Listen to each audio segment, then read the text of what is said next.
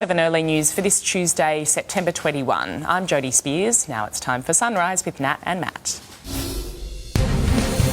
Happening now, Melbourne on edge. The construction industry shut down for 2 weeks after anti-vax protesters turned on their union, running riot. The city bracing for more violence this morning. New this morning, junior jabs. Pfizer declares its vaccine is safe for children aged 5 to 11 as Sydney families are allowed play dates for kids. New developments, Queensland COVID alert, an infected traveller and a new case, the border bubble being tested again. New details, high-level talks, the PM's itinerary ahead of his touchdown in America. Caught on camera, citizens arrest the family in hot pursuit of thieves who broke into their home to steal car keys. Plus, dramatic delivery, the Melbourne couple celebrating the safe arrival of their little baby girl born in a hospital car park. And the Emmys winners.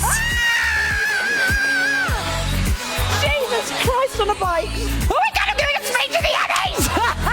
Access all areas, your favourite TV stars on this Tuesday, the 21st of September 2021.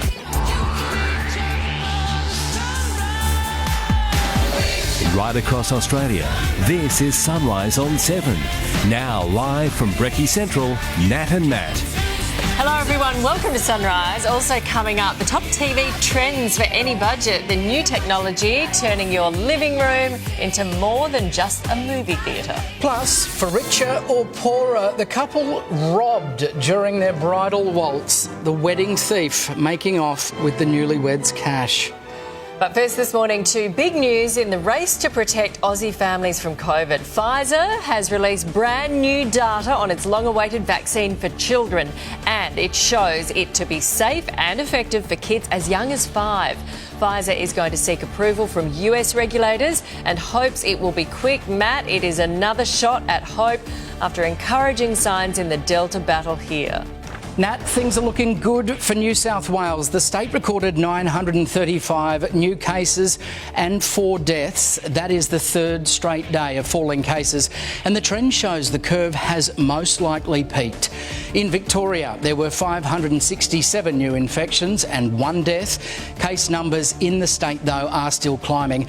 Meanwhile, the ACT recorded 7 new cases, the first single-digit day since August. And there was a case recorded in the Northern Territory after a fully vaccinated man travelled there from Newcastle on the New South Wales Central Coast. Nat? Angry tradies have clashed with police in violent protests in Melbourne, forcing a shutdown of the Victorian construction industry for 2 weeks. Officers were attacked, some belted with bottles, as workers stormed the CFMEU building.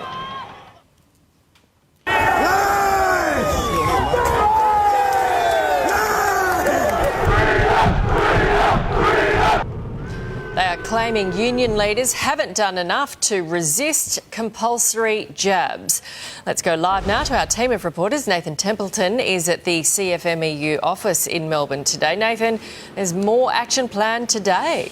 There is, Nat. Another protest has been organised for 10 o'clock this morning. We're expecting a big police presence. They made several arrests yesterday and they are investigating dozens more incidents from this ugly rally. About 500 protesters swarmed the CFMEU headquarters. They tried to smash their way in as they turned on the CFMEU boss, John Setka. It lasted around 6 hours and police were forced to deploy rubber bullets. There were flares. It became more and more violent as the night wore on. These protesters argue that vaccination shouldn't be mandatory. They're also angry about other COVID-safe measures that are being taken. The CFMEU says many in that crowd of rioters were actually neo-Nazis, anti-government, anti-lockdown protesters and not legitimate union members. You know, half these people, if they were out of work for a week, they'd be crawling back on their hands and knees for a job. They haven't made any sacrifices at all, and they're not really unionists. They're just the scum of the earth as far as I'm concerned. Now, the Andrews government reacted strongly and swiftly shutting down all construction in Melbourne, Geelong on the Surf Coast and Ballarat for 2 weeks, starting at midnight last night. Now, a warning about one particularly disturbing piece of vision that was filmed. One man has enraged Victorians after being filmed kicking a dog. Now, we will speak live with the CFMEU boss, John Setka, later this morning on Sunrise. Nat? Yeah, that was just horrendous. Big story in Melbourne today. Now to Tom Hartley in Sydney's southwest. Tom, Crisis Cabinet have signed off on a new Friends bubble overnight. Yeah, Nat, this one's for children under the age of 18. They'll be able to get together in groups of 3 in these exclusive friendship bubbles, but they'll have to choose wisely because once they make their decision on who's in their bubble, they won't be able to change it. Now, under these rules, these kids will be able to hang out, play, do homework, run amok, whatever they want to do in each other's homes, so long as they're in the same council area or within 5 kilometres of each other. Now, parents and carers, they don't get to mix during this as well. They can't interact with each other when dropping off or picking their kids up. But this is good news for older kids as well. It obviously means that Year 12 students can form exclusive study bubbles ahead of their HSC. Now, these rules apply anywhere that's in lockdown at the moment and comes into effect from midday today. Now, something else that was passed by the state's Crisis Cabinet Committee overnight, they've green-lighted the Everest horse race to go ahead next month on October 16th. So long as we hit that 70% target. Now, they've put a 5,000 person cap on the event. Organisers had sought an exemption to have 15,000 people there, but ministers felt that it was just too much, too soon, too early out of lockdown. OK, let's go to Bianca Stone at Brisbane Airport today. The city's on high alert after a traveller tested positive. Now, good morning. That person flew here to Brisbane from Newcastle on Friday. They flew in on Jetstar flight JQ484. Now, they spent about 4.5 hours here at the domestic terminal before transiting on to the Northern Territory, where they have tested positive. Now, this case has exposed a bit of a loophole, an issue with those travelling from hotspots and transiting through Brisbane Airport. They are allowed to mix with staff and also other passengers, while another infected passenger who flew from Sydney to Ballina has now put the border bubble in jeopardy. That person arrived into Ballina on Saturday morning. They spent time in Byron, Ballina and also Tweed. Overnight, the Kingscliff Beach Hotel has been put onto the list of exposure sites for anyone who was there on Sunday between 4 and 9 p.m. If Tweed is put into lockdown, that'll mean that LGA is kicked out of the border bubble, and that'll make life for everyone living in those border communities even more difficult. Meantime, there is continuing uncertainty over when Queensland will reopen its borders. There's some talk that they'll wait till we're 90% fully vaccinated. That's certainly what the Chief Health Officer has indicated she would like to see, but no word yet from the Premier, Nat. OK, very close to WA's plan, isn't it? Finally to Rob Scott. Rob, Australia is watching closely after Pfizer made a major announcement overnight about jabs for young children. Yeah, it has, Nat. It's finished its clinical trials on children aged 5 to 11 and found that its vaccine is safe and effective. So Pfizer will now apply for emergency authorisation for use in those children in the United States, which means primary school age kids could start getting the jab within just a few weeks. Once that happens, it really does open the door for the vaccine to be approved for use here. But of course, our authorities will have to go through their own checks and balances first. As part of its trials on 5 to 11-year-olds, Pfizer tested a much lower dose, a third of the amount that's in a normal shot, and the results show children develop antibodies that are just as strong as teenagers. We are seeing these preliminary data being shared and being consistent with what we expected, that children would be able to tolerate the vaccine well and that it would hopefully have good, robust immune responses. The results of trials in children under the age of 5 are expected by the end of the year. Nat? OK, thank you, Rob. Let's get some more news now. Here's Eddie. Thanks very much, Matt. Good morning. The Prime Minister is due to land in New York in the next few hours, where he'll hold high-level talks with world leaders, including US President Joe Biden. 7 News US correspondent David Woywood is in New York ahead of his arrival. David, Scott Morrison is in for a very busy day of diplomatic meetings. Very busy, Eddie. The Prime Minister will touch down at JFK Airport in the next 3.5 hours or so ahead of this jam-packed schedule here in New York City over the next 24 hours. And then later on in the week in Washington, D.C., the headline of which will be his first ever one-on-one meeting with the President of the United States, Joe Biden. It will be the first time that the pair have been in the room together since the formal announcement of this new alliance, the AUKUS alliance. And of course, it comes at a time when Both countries are now dealing with the fallout from the announcement of this new pact. Of course, the French government incredibly angry at Australia's decision to rip up billions of dollars worth of these defence submarine contracts and side with the Americans. We know that Scott Morrison will be meeting with a number of senior EU leaders as well to try and soothe some of those tensions, but he'll have a bit of work to do. The Europeans still incredibly angry. One of our member states has been treated in a way that is not acceptable. So we want to know what happened and why, and therefore you first of all clarify that before you keep on going with business as usual. Yeah, the French still incredibly angry at the announcement of this new alliance, but by all reports, our closest neighbours, the Indonesians, have received it somewhat better. Scott Morrison has in the past few hours as well spoken with the President of Indonesia, Joko Widodo. The Prime Minister's office has said that this was a warmly received phone call, with Australia now set to send a delegation to Indonesia. Eddie? All right, thank you very much, David. Deputy Prime Minister Barnaby Joyce has defended Christian Porter's decision to remain in Parliament as a backbencher, saying he is entitled to stay. Porter resigned from the front bench on Sunday after revealing some of his legal fees from a defamation action against the ABC were paid from a blind trust. I believe he should be given another chance at some future time in a senior role. Porter maintains he did not breach ministerial standards by accepting the donation. Australia Post is embarking on another job blitz, looking to hire 1,600 more permanent staff ahead of its busiest Christmas ever. It's in addition to 3,300 casual roles currently available. A record surge in online shopping has stretched Australia Post resources, which is currently delivering 2 million parcels every single day. Airlines are preparing for takeoff when Australia hits crucial vaccine milestones. One-way fares are on sale as low as $20 between Melbourne and Sydney, Newcastle or Byron Bay. Qantas revealed booking inquiries spiked by 175% after announcing it will be flying again in time for Christmas. A group of Melbourne thieves had quite a shock when the family they were trying to rob fought back. Let's go live now to Nathan Curry, who's in Melbourne with the story. Nathan, this whole ordeal was captured on security vision. Yeah, it was, Eddie. It's pretty incredible vision, and how it unfolded is really extraordinary as well. The family realised that only one of their cars was stolen. The thieves had actually made off with all of their sets of keys, so they figured that these thieves may come back for more. So what they did is they dialed 000. They then hid in the dark, and then sure enough, this group of teenagers came back, but they're in for quite a surprise. The whole family got out of the house and we chased them. I chased one all the way down the block there. And then my dad chased one like across the street. It's very scary actually, and we was so surprised how come they come inside the house and they took all the keys.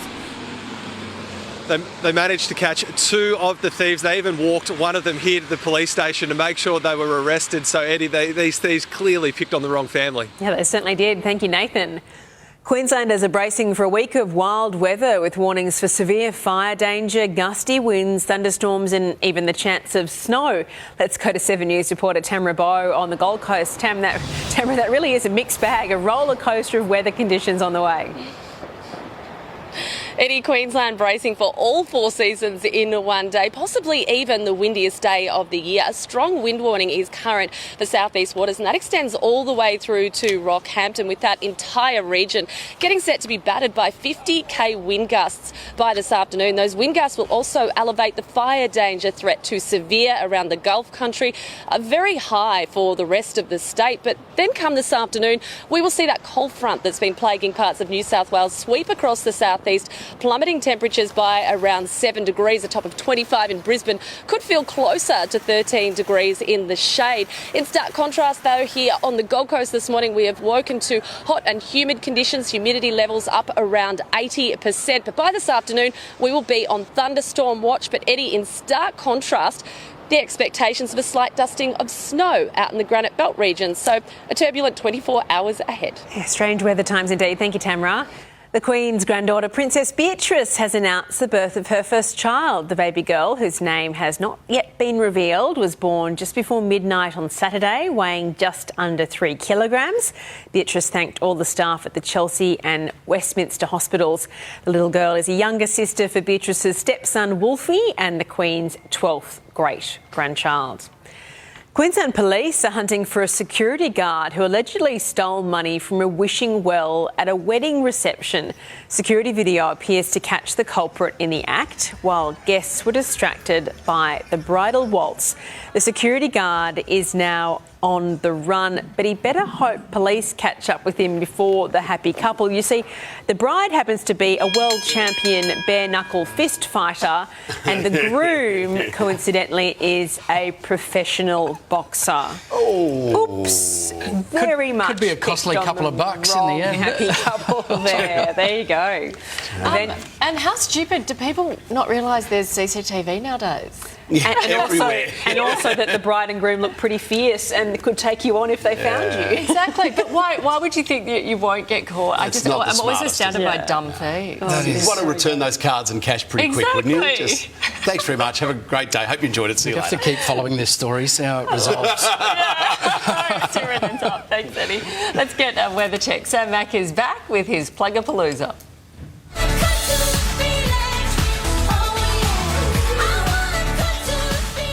That's right. Good morning, Nat. Good morning, team. Look, when we started Plugapalooza, we thought, this would be good for a couple of weeks. Here we are a year and a half later, 241 on the board. But it's so good. Our Sunrise viewers are well and truly getting behind these Aussie small businesses, but also we're learning about so many creative, innovative businesses that we didn't even know about. So it's a win-win. We can't wait for another big morning ahead. We'll tell you a little bit about what's in store this morning soon, but let's do your weather. Sunrise weather brought to you by Beacon. Style more and pay less with up to 50% off lights, fans, globes, everything. Hurry, sale ends Sunday. Sunny for Cairns, sunny for Rockhampton, windy, partly cloudy day for Toowoomba, Brisbane, windy, partly cloudy as well, top of 25. The Gold Coast, possible shower or storm today, 25 as well. Shower or two, possible storm for Coffs Harbour, shower or two, possible snow for Orange. Partly cloudy for Broken Hill, Sydney, a shower or two. A bit cooler today for Sydney, 17. Canberra, partly cloudy and 14. Partly cloudy for Mildura, cloudy for Bendigo. Melbourne, showers easing and 13. Partly cloudy for Launceston, Hobart, cloudy and 14. Showers for Mount Gambier, Adelaide cloudy and 15, sunny for Alice Springs, Darwin sunny and 37, sunny for Albany, Perth sunny and 27, wind easing, mostly sunny for Karratha and mostly sunny for Broome. We're going to have some great businesses on today. Dr. Katrina Warren will be joining us a little later on for something called Pet Chat. So if you're an animal lover, we'll tell you all about that. And a great invention called Glass on the Grass. This is perfect for people who are going on picnics. A lot more picnics happening at the moment, of course, with people in lockdown and also as the weather gets nicer. And when you put your wine glass down, you put your glass down and it sort of, is a little bit unstable or falls over or shakes. Great invention. Glass on the Grass. We'll show you that very soon. So a big morning ahead, guys. If you want to get involved, Sunrise Weather at 7seven.com.au. Plugapalooza is back. Yeah, see, that's an essential service. It is. It's decidedly an Aussie invention to preclude any of your alcohol hitting the deck. Exactly. Thanks, Mag. How would you like to win some cash? The Sunrise Cash Cow. The Cash Cow has $10,000 to give away when we call our lucky winner. To be in the next draw, you need the code word turkey. Now, SMS that daily code word and your full name and address to 19777 Entries, they close at 4:30pm Australian Eastern Standard Time. Coming up, the search for a coach at Carlton, why Alistair Clarkson rejected the last-minute job offer. And NRL medal race, the star players in the running for footy's top award.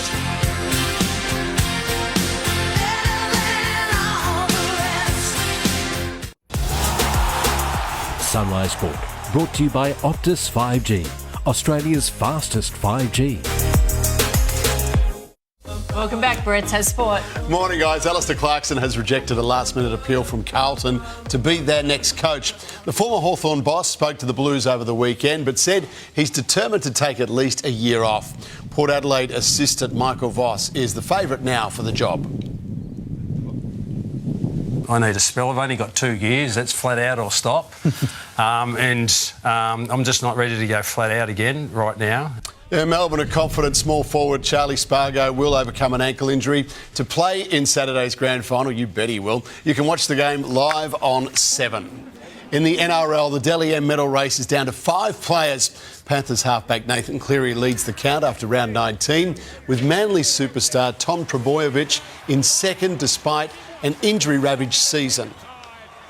The last couple of years haven't been the most ideal for myself on the injury front, and there has been many challenges, but I've got a lot of people that are in my corner. The Seagulls captain Daly Cherry Evans, Rabbitohs playmaker Cody Walker and Roosters skipper James Tedesco round out the 5. The winner will be named on the second night of the ceremony next Monday. Australia's women's cricketers start their multi-format series against India in Mackay today. You'll see it live on 7 Mate. In the IPL, it was a horror start to the season for Virat Kohli's Bangalore. The Indian superstar fell for 5 against Kolkata. Australia's Glenn Maxwell was out for 10 and AB de Villiers lasted 1 ball. Hello! Let's celebrate and go bananas! Let's go crazy! The Knight Riders made short work of the 93-run target, winning by 9 wickets. England have withdrawn their men's and women's teams from touring Pakistan next month over safety concerns.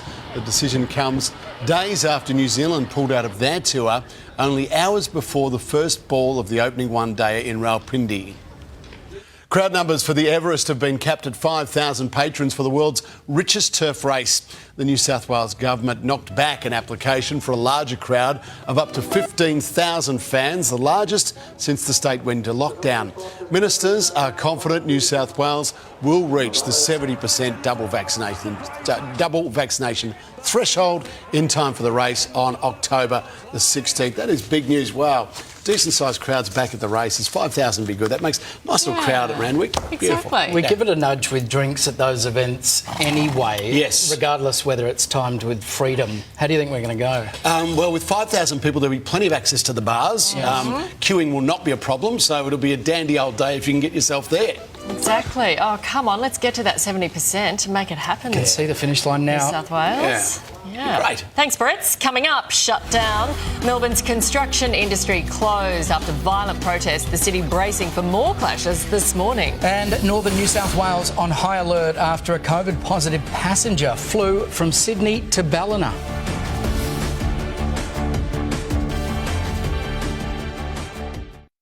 Coming up, breaking news. Every morning, When are we going to get some national agreement? you're getting a lifetime of experience bringing the news to you. Incredibly resilient community. There when it really matters. Live now to our team of reporters. Getting answers on the pressing issues. Should you have imposed a health emergency? Know what's going on as you're getting up. What are your plans for the economy? The moment you're up, get up to the minute with Sunrise. The Sunrise Cash Cow. The cash cow.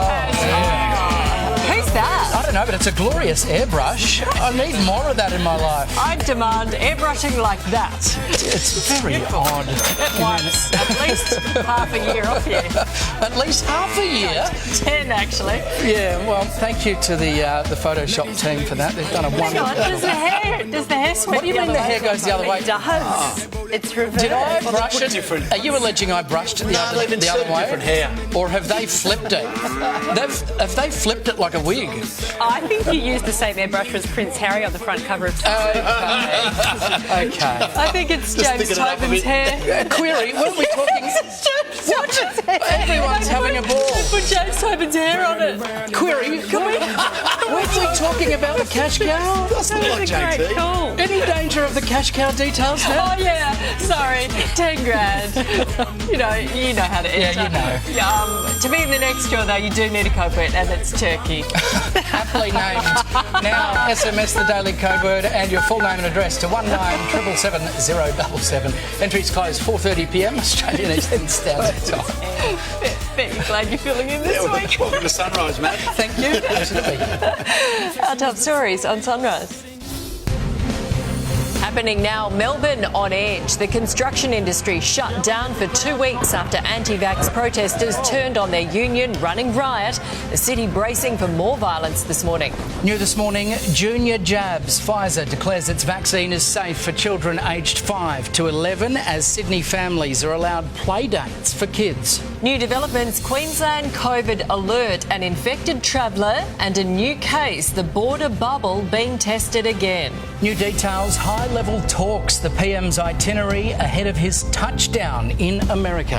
Caught on camera, citizens arrest the family in hot pursuit of thieves who broke into their home to steal car keys. Plus, dramatic delivery, the Melbourne couple celebrating the safe arrival of their little baby girl born in a hospital car park. And the Emmys winners. Jesus Christ on a bike!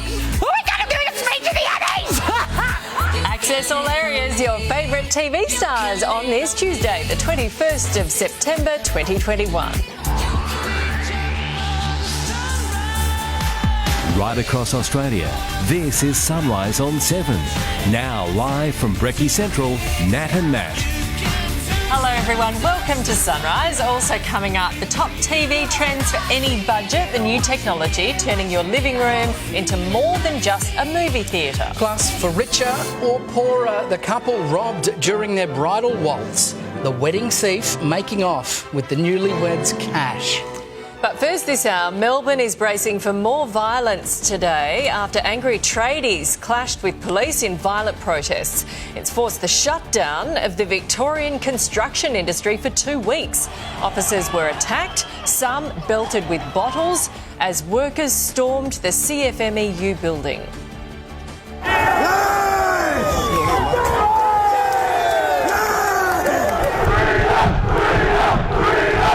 They are claiming union leaders haven't done enough to resist compulsory jabs. Live now to Nathan Templeton at the CFMEU office in Melbourne. Nathan, the demonstrators are planning more action.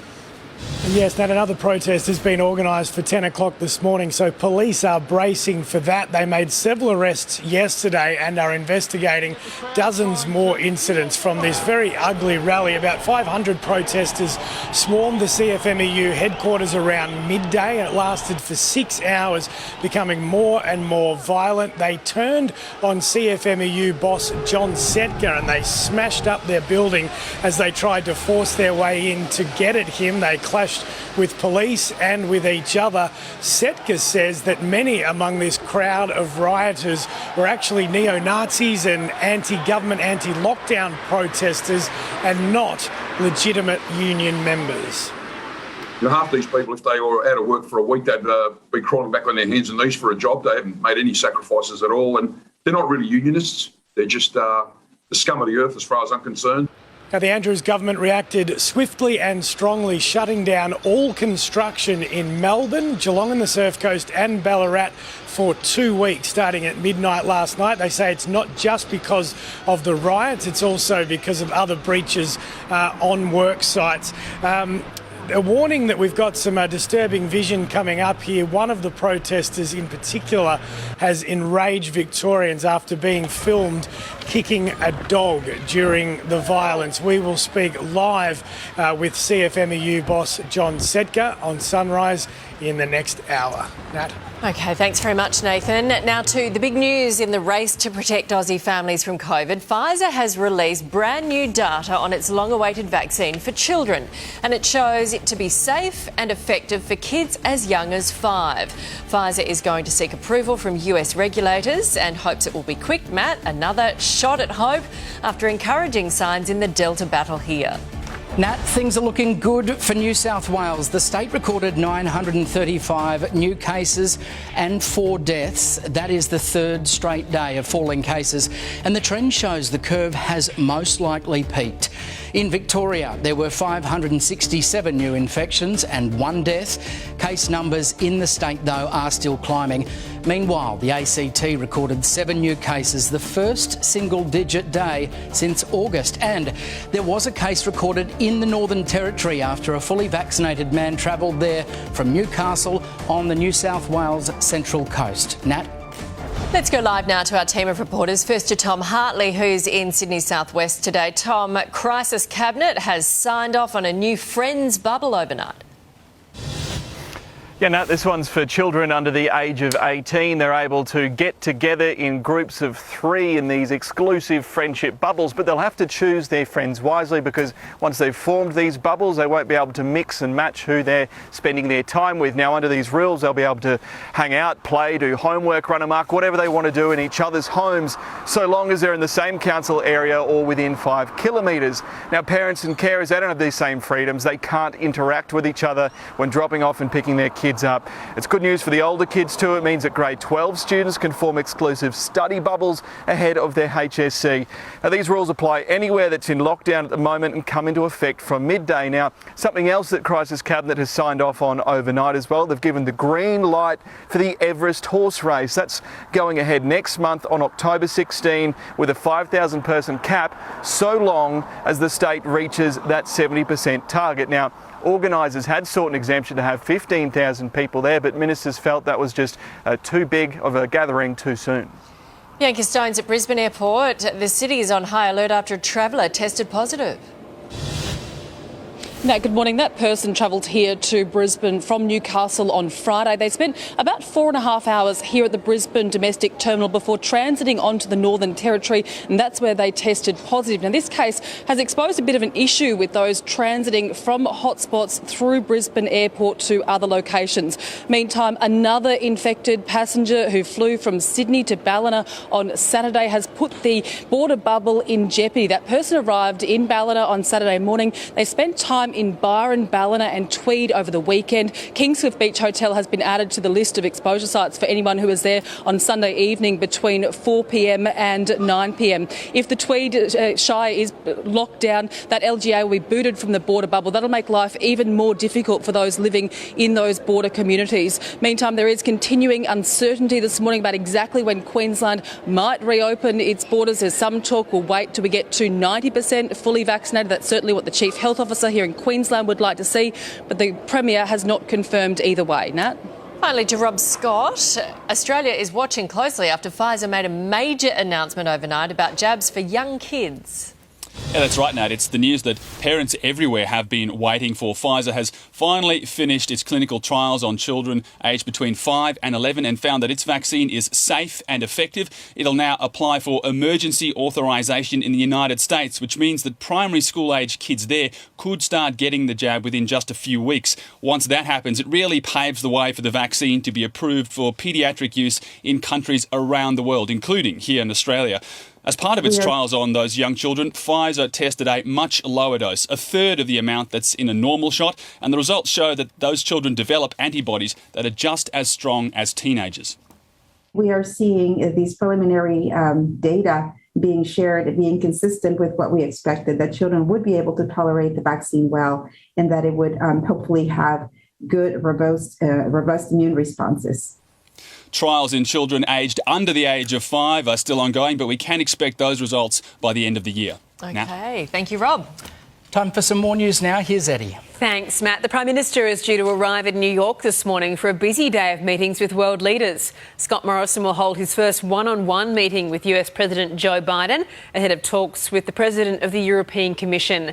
Top of the agenda, our newly signed nuclear submarine deal. Later this week, he'll take part in the first in-person meeting of the Quad in Washington, DC. A group of Melbourne thieves had quite a shock when the family they were trying to rob fought back. Let's go live now to Nathan Curry in Melbourne with this incredible story. Nathan, the whole ordeal was captured on security vision.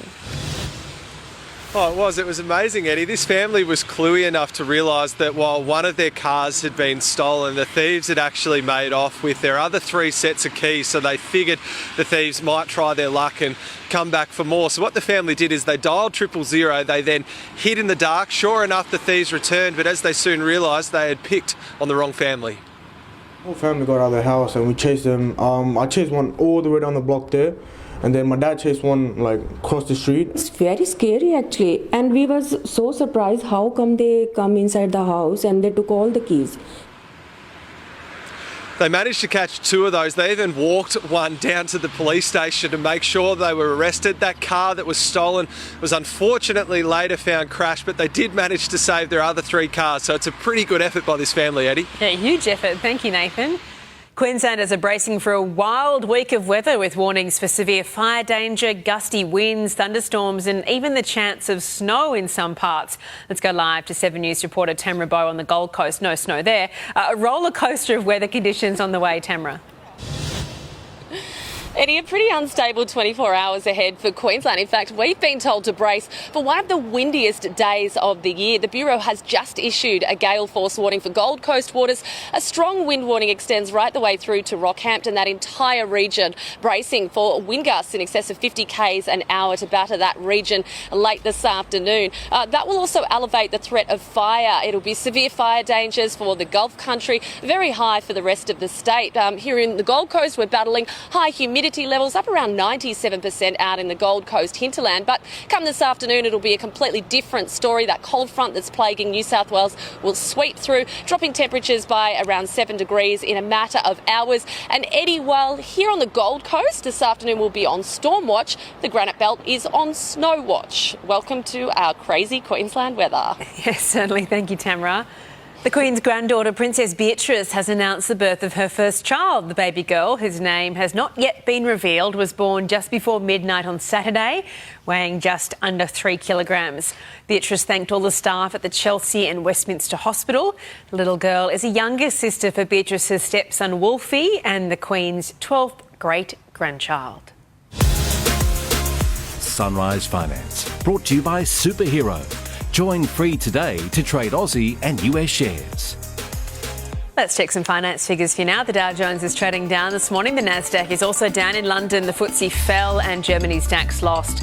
Closer to home, Japan's Nikkei closed higher. Hong Kong's Hang Seng fell. The All Ords closed more than 2% lower, as did the ASX 200.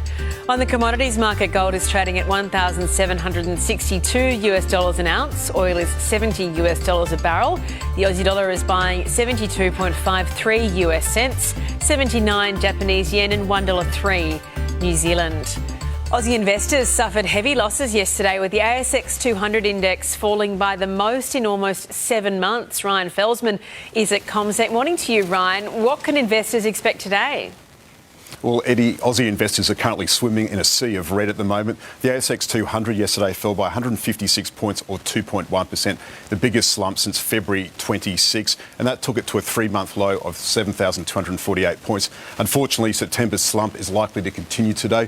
SPI futures are currently pointing down by 90 points or around 1.2%, and that's on the back of a really weak lead-in from Wall Street overnight. We saw the S&P 500, the benchmark share market in the United States, fall by about 1.8%, the biggest fall since May. Investors are climbing a wall of worry at the moment, worries about slowing economic growth. Also, the US Federal Reserve meets this week, so stimulus concerns. And of course, we've got China, Evergrande, China's second biggest property developer. It's in the middle of a debt crisis at the moment. That's weighing on iron ore prices. Iron ore prices slumped yesterday by 12% to $90 a tonne, Eddie. All right, try and keep your spirits up, Ryan. That sounds like a whirlwind. We'll see you in half an hour with some good news, hopefully. Thank you so much for that, guys. Back to you. Thanks, Eddie. Coming up, life after COVID, why masks are likely to be with us long after Delta. And NRL medal race, the star players in the running for Footy's top award.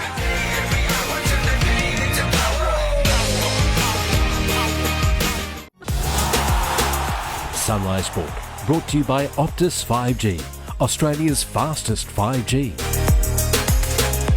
Welcome back, everyone. Bulletins Sport. Morning, guys. Alistair Clarkson has officially shut the door on becoming Carlton's next coach after a last-minute offer. The former Hawthorn coach spoke to the Blues over the weekend, but said he's determined to take at least a year off before taking up any new role. Port Adelaide assistant coach and former Brisbane coach Michael Voss is now the favourite for the job.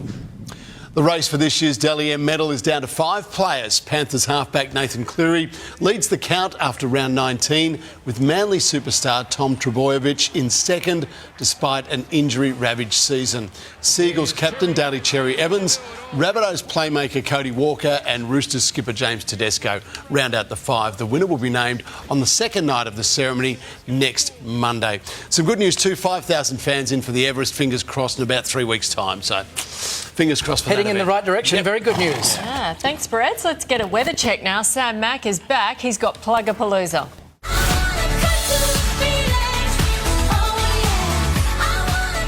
That's right. Good morning, Nat. It's a festival. It's all about plugging small businesses, promoting, as you can see, 241 on the scoreboard. Let's say good morning to our friends around Australia. Hello. Hello. Let's get straight into it today. We're going to start with Kira and Steve. Tell us about Beech Tree Distillery. You're on the Sunshine Coast. Tell us all about it. We create premium quality handcrafted spirits right here on the Sunshine Coast. They're all organic, sugarcane based and naturally gluten free. Great work. And the bottles look like a work of art. Tell us about the bottles, Steve, and the artwork. Yeah, so the bottles are all custom designed, and we got an artist to design the animals for us. I got native Australian, native and endangered animals. Yeah, they look really cool. Aussie as. Well done, guys. Love that. Let's move along now to Jordan, Mingle Seasoning. Jordan, you started your small business about 5 years ago, is that right? That's right, Sam. I discovered that the everyday seasonings contained a whole range of nasty ingredients. Ooh. So I developed a healthy range of seasonings. We've got some spice blends and now some sauces. Great. And what is your most popular item at the moment? What's racing out the doors? Racing out the door is our new and improved butter chicken. Great for households, and the kids love it as well. Delicious. Okay, if you want to find out more about that, Mingle Seasoning is what it's called. This is Plugapalooza. We'll have a few more after your weather. Sunrise weather brought to you by Beacon. Style more and pay less with up to 50% off lights, fans, globes, everything. Hurry, sale ends Sunday. Windy, mostly sunny for Brisbane, 25. Sydney, shower or two and 17. Canberra, partly cloudy and 14. Melbourne, showers easing, 13. Hobart, cloudy, 14 degrees. Adelaide, also cloudy today, a top of 15. Perth, sunny and 27. Darwin, sunny and 37. Let's go to Jules now. Jules, tell us about Milk and Cookies by Jules. Hello, Sam. Hi, Australia. I'm so excited to be here. So I've got Australia's best lactation cookies. Started these in my own kitchen 5 years ago, and now we are supporting the milk supply of tens and tens of thousands of breastfeeding mothers around Australia. That is great. Now, just so there's no confusion, explain a lactation cookie. Yes, Brett's is So, confusing. a lactation cookie, it is the most delicious tasting cookie, but it contains my secretly sourced yeast. Top secret Milk and Cookies by Jules. Sam, you could have these cookies, but you won't get the results. But the breastfeeding mothers watching today is a good thing. I'm just going to shoot. I'm just going to shoot from the hip here. There's no lactation milk in the cookies, is there? It's just good for you if you are breastfeeding. Good. No, you've got to ask these questions. You've got to check. Sam. I don't know. I don't know. We were all thinking it. It's common. Yeah, thank you. I promise. Well, that I sounds promise. great. I mean, if you're a breastfeeding mum, that is the perfect cookie for you. It's custom Honestly. built for you. But everybody wins. Oh,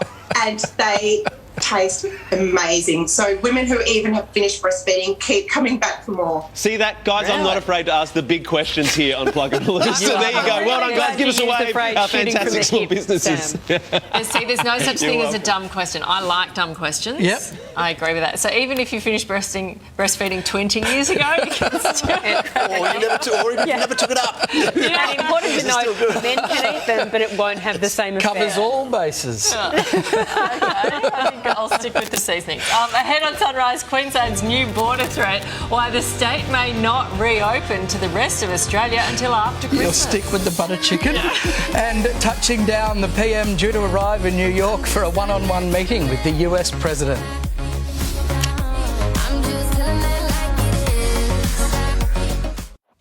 Welcome back. The Prime Minister is due to land in New York in a few hours, where he will hold high-level talks with world leaders, including US President Joe Biden.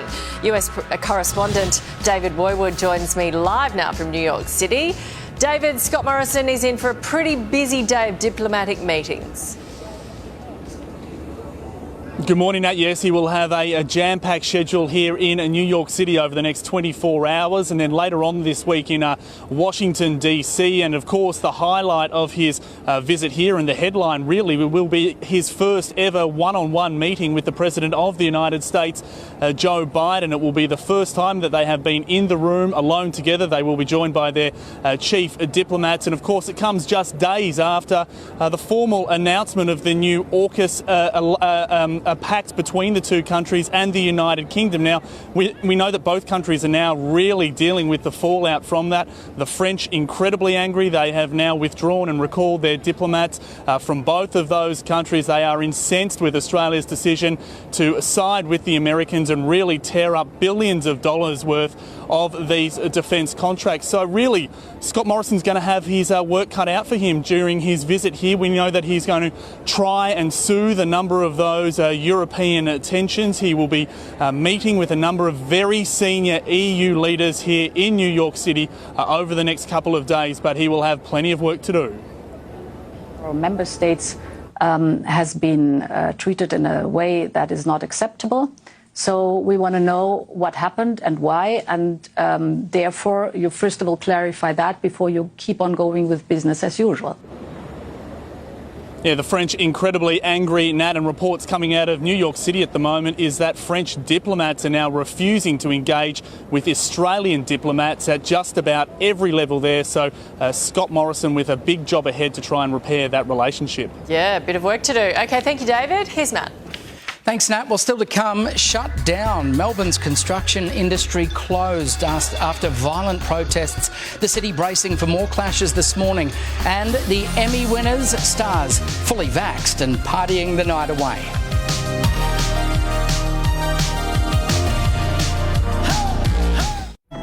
Good morning, back now at 6:30 on Sunrise. It's news time. Here's Eddie. Thank you very much, Matt. The Victorian construction industry has been forced into a 2-week shutdown after angry tradies clashed with police.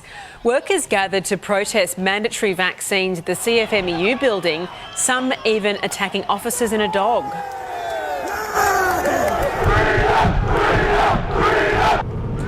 Police are bracing for further action today. Lockdown relief is finally here for Sydney parents now able to drop their kids off at a friend's house under a new bubble arrangement. Crisis Cabinet signed off on the measure overnight, allowing under 18s from the same area to meet in groups of 3. Sydney COVID infections have fallen below 1,000 for the first time in nearly a month. Look, I certainly hope it's behind us, but you never know with COVID. It's insidious. We're feeling more positive than we have in a couple of weeks, but we're not ready to call it. 935 cases were reported yesterday, sparking hopes the outbreak has peaked. Pfizer has announced its COVID vaccine is safe for children aged 5 to 11. The drug giant says after success in early trials, they now seek approval in the US. Children would be able to tolerate the vaccine well, and that it would hopefully have good, robust immune responses. There are hopes the vaccine will soon be approved for Australian children. Queensland's border could stay shut until vaccination rates reach 90%. Experts say that could be well into the new year. Anastasia Palaszczuk has not committed to opening up at 80% double jabs like Victoria and New South Wales. Well, that depends nationally on when the whole of the country reaches a particular threshold, and the Doherty Institute is working on those issues for National Cabinet at the moment.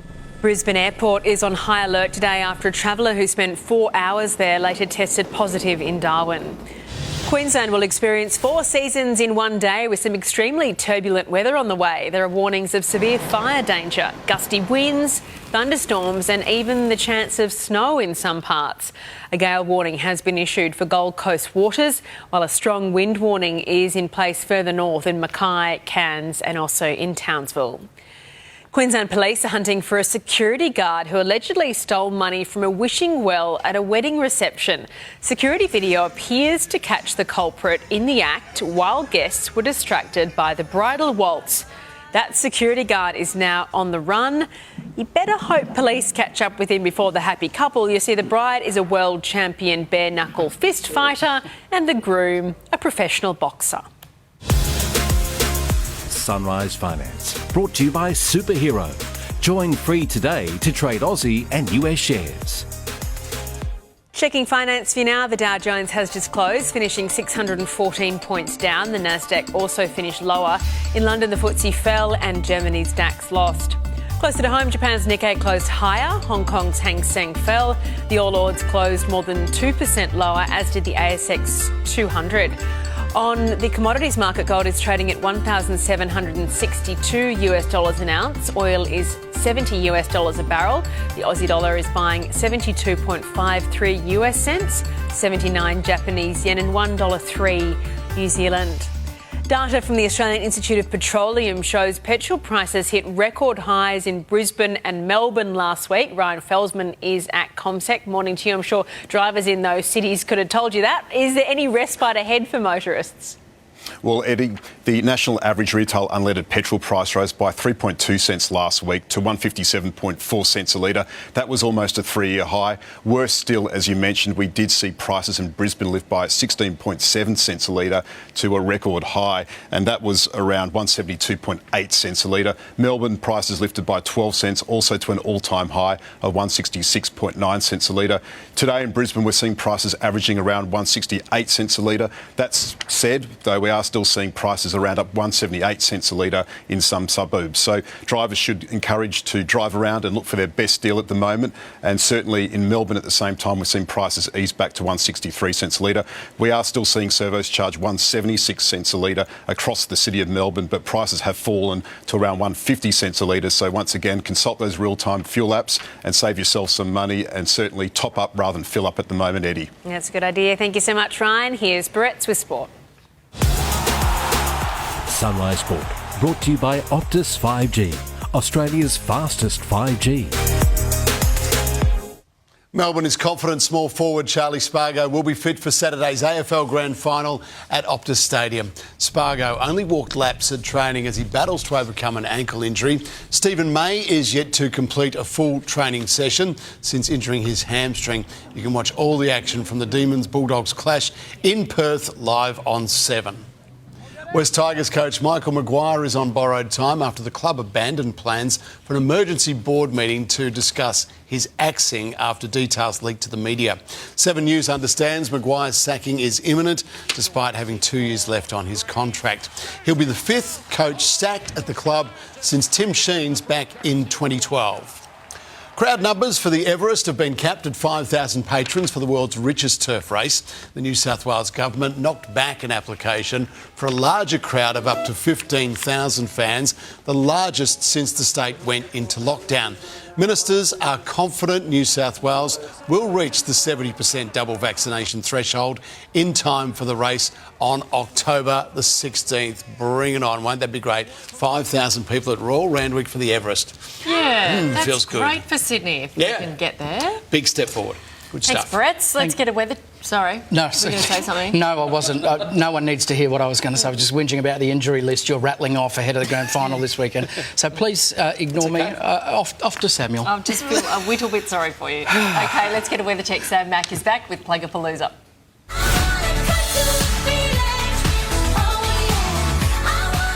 Just to be clear, Matt, you don't have to ask us to ignore you. Good morning, guys. We are doing Plugapalooza. Look at this, 244 on the scoreboard. Small businesses getting some love. Hello to our friends around the nation. Good morning. Hello. Good morning. Welcome, guys. We've learnt this morning already that lactation cookies do not contain breast milk. You're learning something every 10 minutes on this segment. Let's have a chat now with Vanessa, who is in Melbourne. You started your own business. Now, Eddie pointed out before in that last segment that I said, I'm shooting from the hip with asking this question. Eddie pointed out that I should have said shoot from the nip. So round of applause to Eddie for that pun. Suggestion for marketing of the lactation cookies, Sam. It is. I mean, the slogan's ready to go. But let's have a chat with Vanessa, who's very confused by what we're talking about. In November, you started your own small business. We can see those bright colours. Talk us through what motivated you to start this business and how it's all going. Well, when I became a mum, I was looking for something that was a little bit different in the wardrobe, but super comfortable, and I wanted my clothes to last the test of time and not something that would fall apart after one wash. So I ended up with St Vivid, which is all about bright, bold colours, as you can see here. Yeah. And it's made 100% organic cotton. That's so great. They are a lot of fun. They're a party walking around just like that. And tell us about the name, St Vivid. So St Vivid is actually my initials, but Saint meaning that it's the saintliness of vivid, which is the bright, bold colours. Love it. Well done. You've really put a lot of time and effort and care into building this business. Congratulations. We can see the website there. I'm sure a lot of our viewers will be jumping on board to get some of those bright colours today. Congratulations, Vanessa. In a moment, we've got a very special guest, Richard, who I actually spoke to yesterday. He came down to the beach at Maroubra. We'll chat with him after your weather. Sunrise weather brought to you by Beacon. Style more and pay less with up to 50% off lights, fans, globes, everything. Hurry, sale ends Sunday. Sunny for Cairns, sunny for Rockhampton, windy and partly cloudy for Toowoomba. Brisbane, windy, partly cloudy as well today, 25. Gold Coast, mostly sunny, 25. Shower or two, possible storm for Coffs Harbour. Shower or two, possible snow today for Orange. Partly cloudy for Broken Hill. Sydney, a shower or two and 17. Canberra, partly cloudy, 14. Partly cloudy for Mildura. Cloudy for Bendigo. Melbourne, showers easing and 13. Partly cloudy for Launceston. Hobart, cloudy and 14. Showers for Mount Gambier. Adelaide, cloudy and 15. Sunny for Alice Springs. Darwin, sunny and 37. Sunny for Albany. Perth, sunny as well today, 27. Wind easing, mostly sunny for Karratha and mostly sunny for Broome.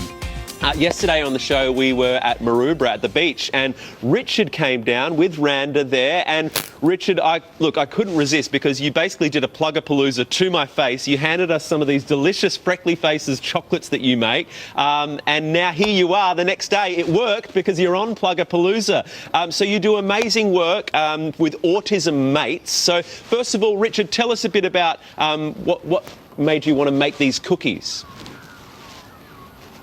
I enjoy making freckles because we do it at a postage. I go to the post and I send it. Yeah, you send it right around Australia so people can buy them from anywhere. And I love the work that you do for people with autism. So normally there's a great page that I was tagged in yesterday. I had a look. It's fantastic. It's called Autism Mates. And you normally would be going to schools and you talk about autism. You help people understand autism. You talk about kindness. You do puppet shows. You do so many amazing things. It's really cool. Obviously, COVID has got in the way of that. But this is your pivot. You've pivoted. Randa, tell us about how this helps people in the autism community.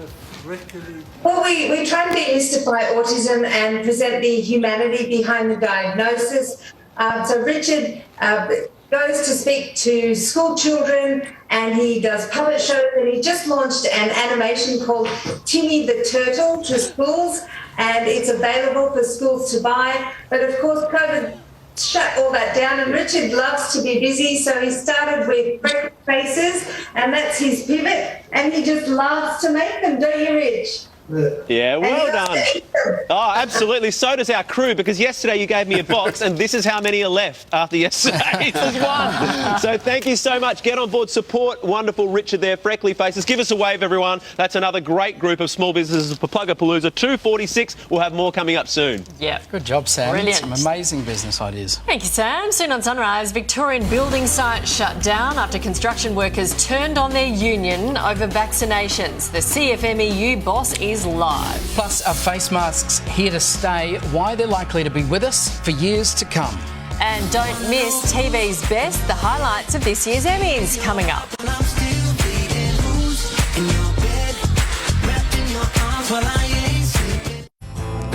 The Victorian government has taken drastic action, shutting down the construction industry for 2 weeks after violent protests outside Melbourne's CFMEU headquarters.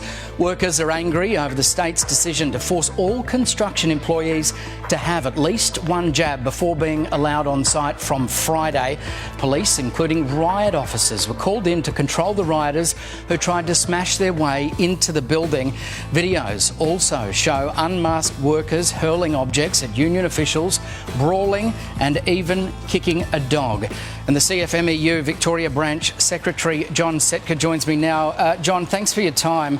This is a massive shutdown, $2 billion to the Victorian economy all told. The government says this decision is linked to widespread non-compliance with COVID safety rules and appalling behaviour on some sites. Do you agree with that? Look, not really. The compliance has been a very small issue. Most sites are pretty compliant. But really, yesterday's events, I think the 300,000 Victorians sitting at home for the next at least 2 weeks can thank all the drunken morons that were out there yesterday. They weren't all just drunken morons, though, were they, John? Some of them were your members.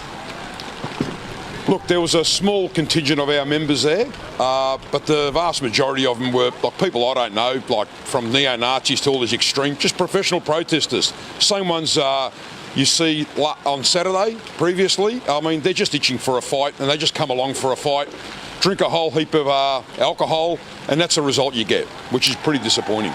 John, let's be clear on this, because you need to lead from the top here so that it trickles down. Do you support mandatory vaccination? I've said all along, our union, our building industry group of unions has said all along, we do not support mandatory vaccinations.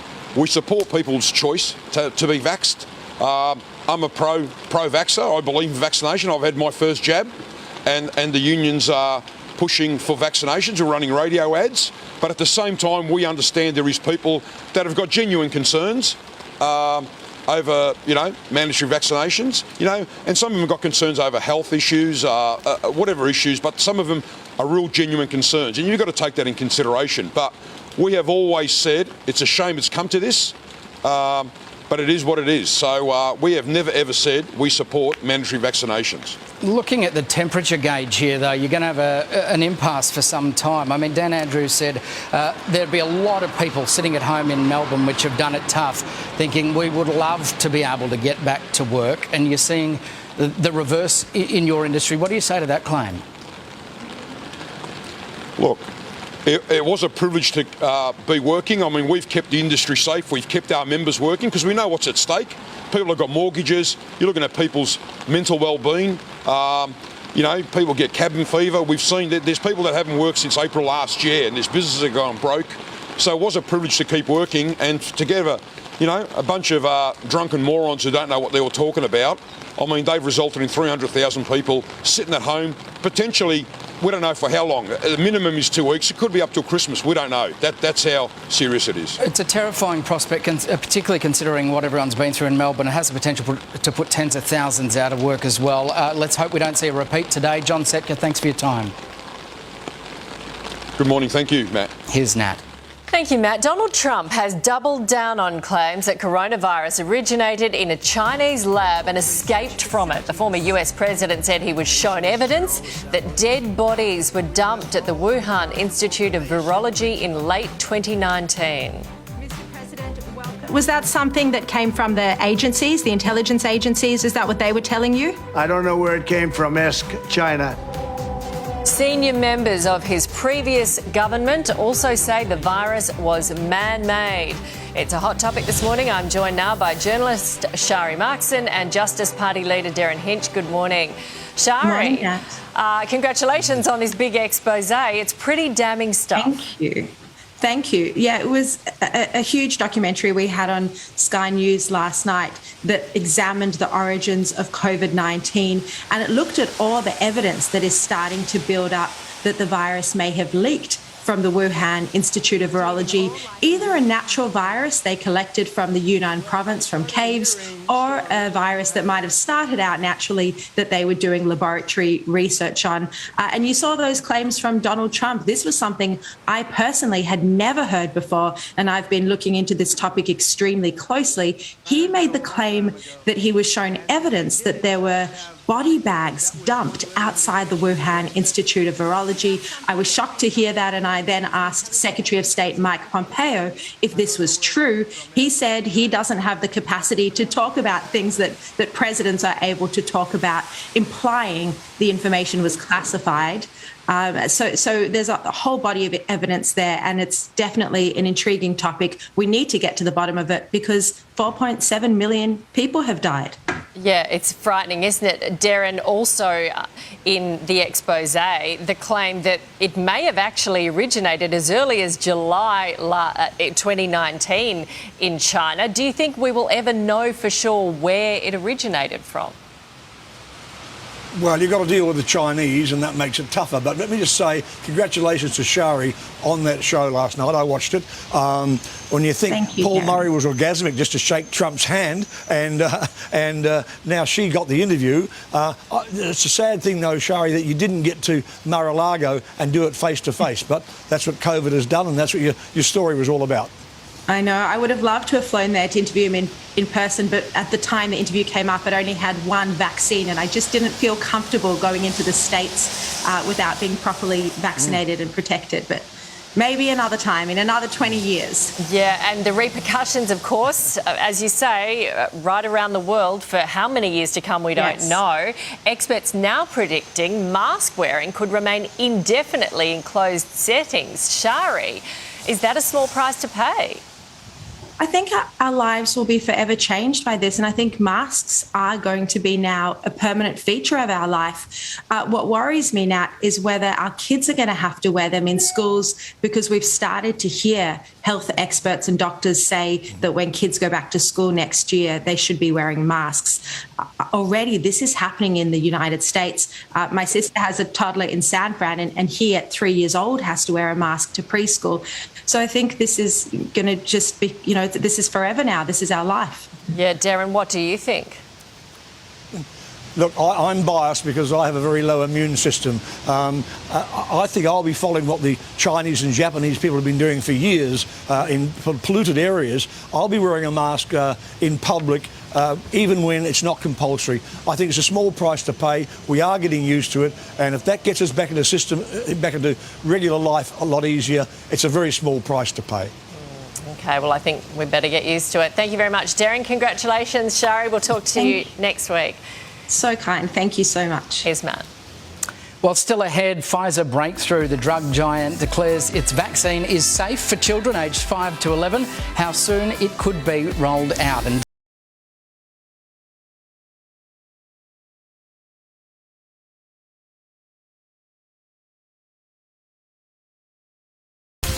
Sunrise Entertainment, brought to you by Endeavour Lotteries. Change your life with $1 million Sunshine Coast beach home and support people with disability. Time for some entertainment news now. Sunrise Showbiz editor Nelson Aspen is New York. Nelson, the frocks, the speeches, we're back in business. The Emmys with the best TV shows and stars of the year revealed.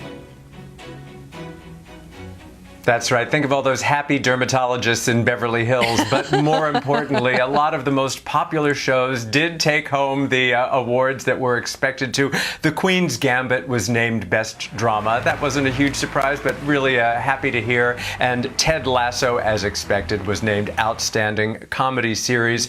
Mother and Son from The Crown, Josh O'Connor and Olivia Colman were the lead actor and actress. And gorgeous Kate Winslet, who I appreciated keeping it simple. She was so simple and elegant.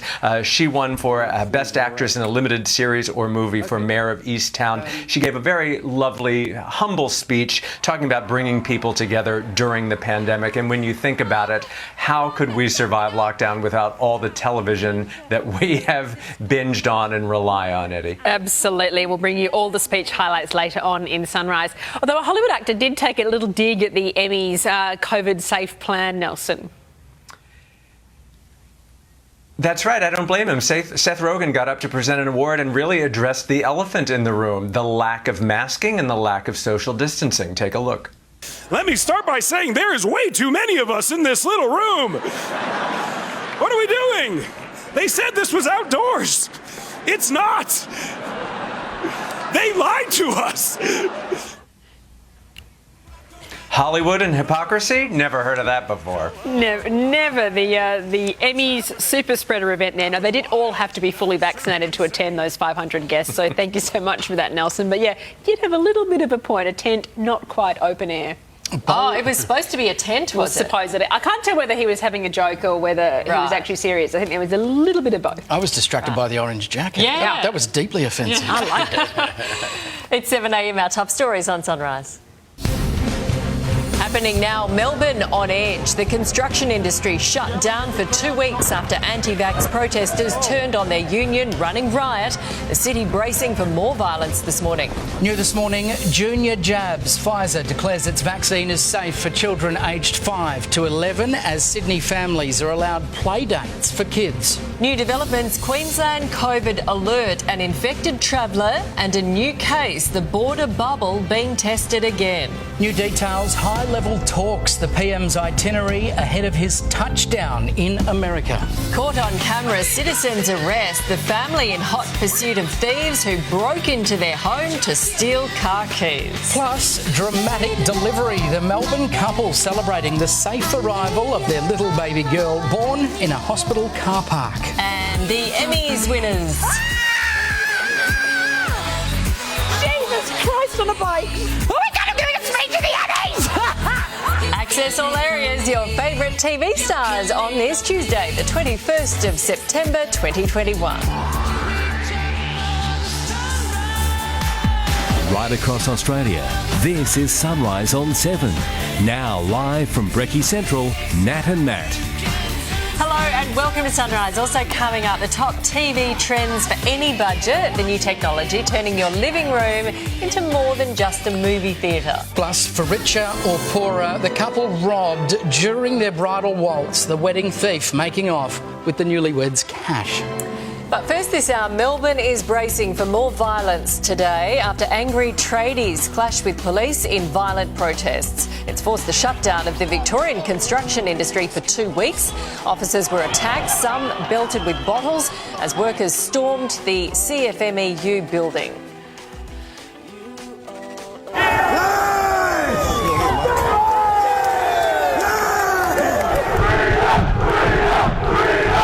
They are claiming union leaders haven't done enough to resist compulsory jabs. Let's go live now to Nathan Templeton, who's at the CFMEU office in Melbourne today. Further protests are expected there later this morning. Yes, Nat, there's another rally planned for 10 o'clock this morning. Hopefully this wet weather might keep a few people away, but police are certainly at the ready. Yeah, we are telling the truth. We're reporting what happened here yesterday.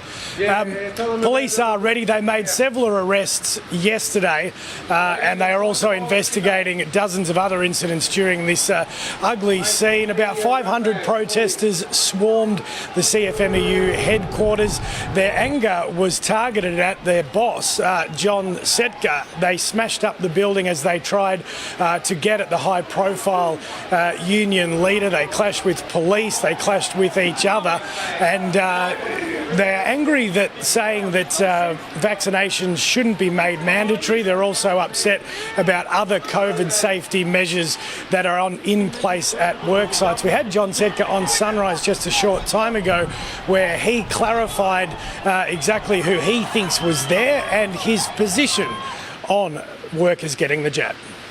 We have never ever said we support mandatory vaccinations. There was a small contingent of our members there, but the vast majority of them were like people I don't know, like from neo-Nazis to all these extreme, just professional protesters. They're just itching for a fight and they just come along for a fight, drink a whole heap of alcohol, and that's the result you get.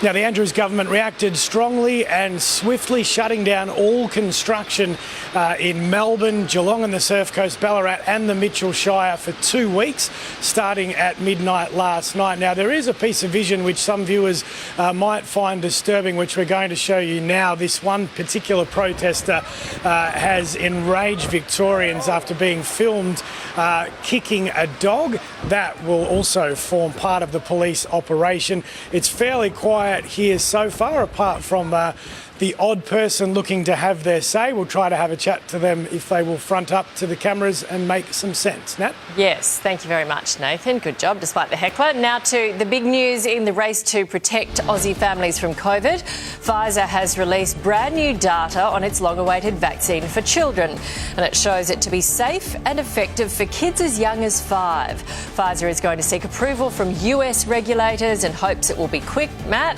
it's another shot at hope after encouraging signs in the Delta battle here. Nat, things are looking good for New South Wales. The state recorded 935 new cases and 4 deaths. That is the third straight day of falling cases. And the trend shows the curve has most likely peaked. In Victoria, there were 567 new infections and 1 death. Case numbers in the state, though, are still climbing. Meanwhile, the ACT recorded 7 new cases, the first single-digit day since August. And there was a case recorded in the Northern Territory after a fully vaccinated man travelled there from Newcastle on the New South Wales Central Coast. Nat?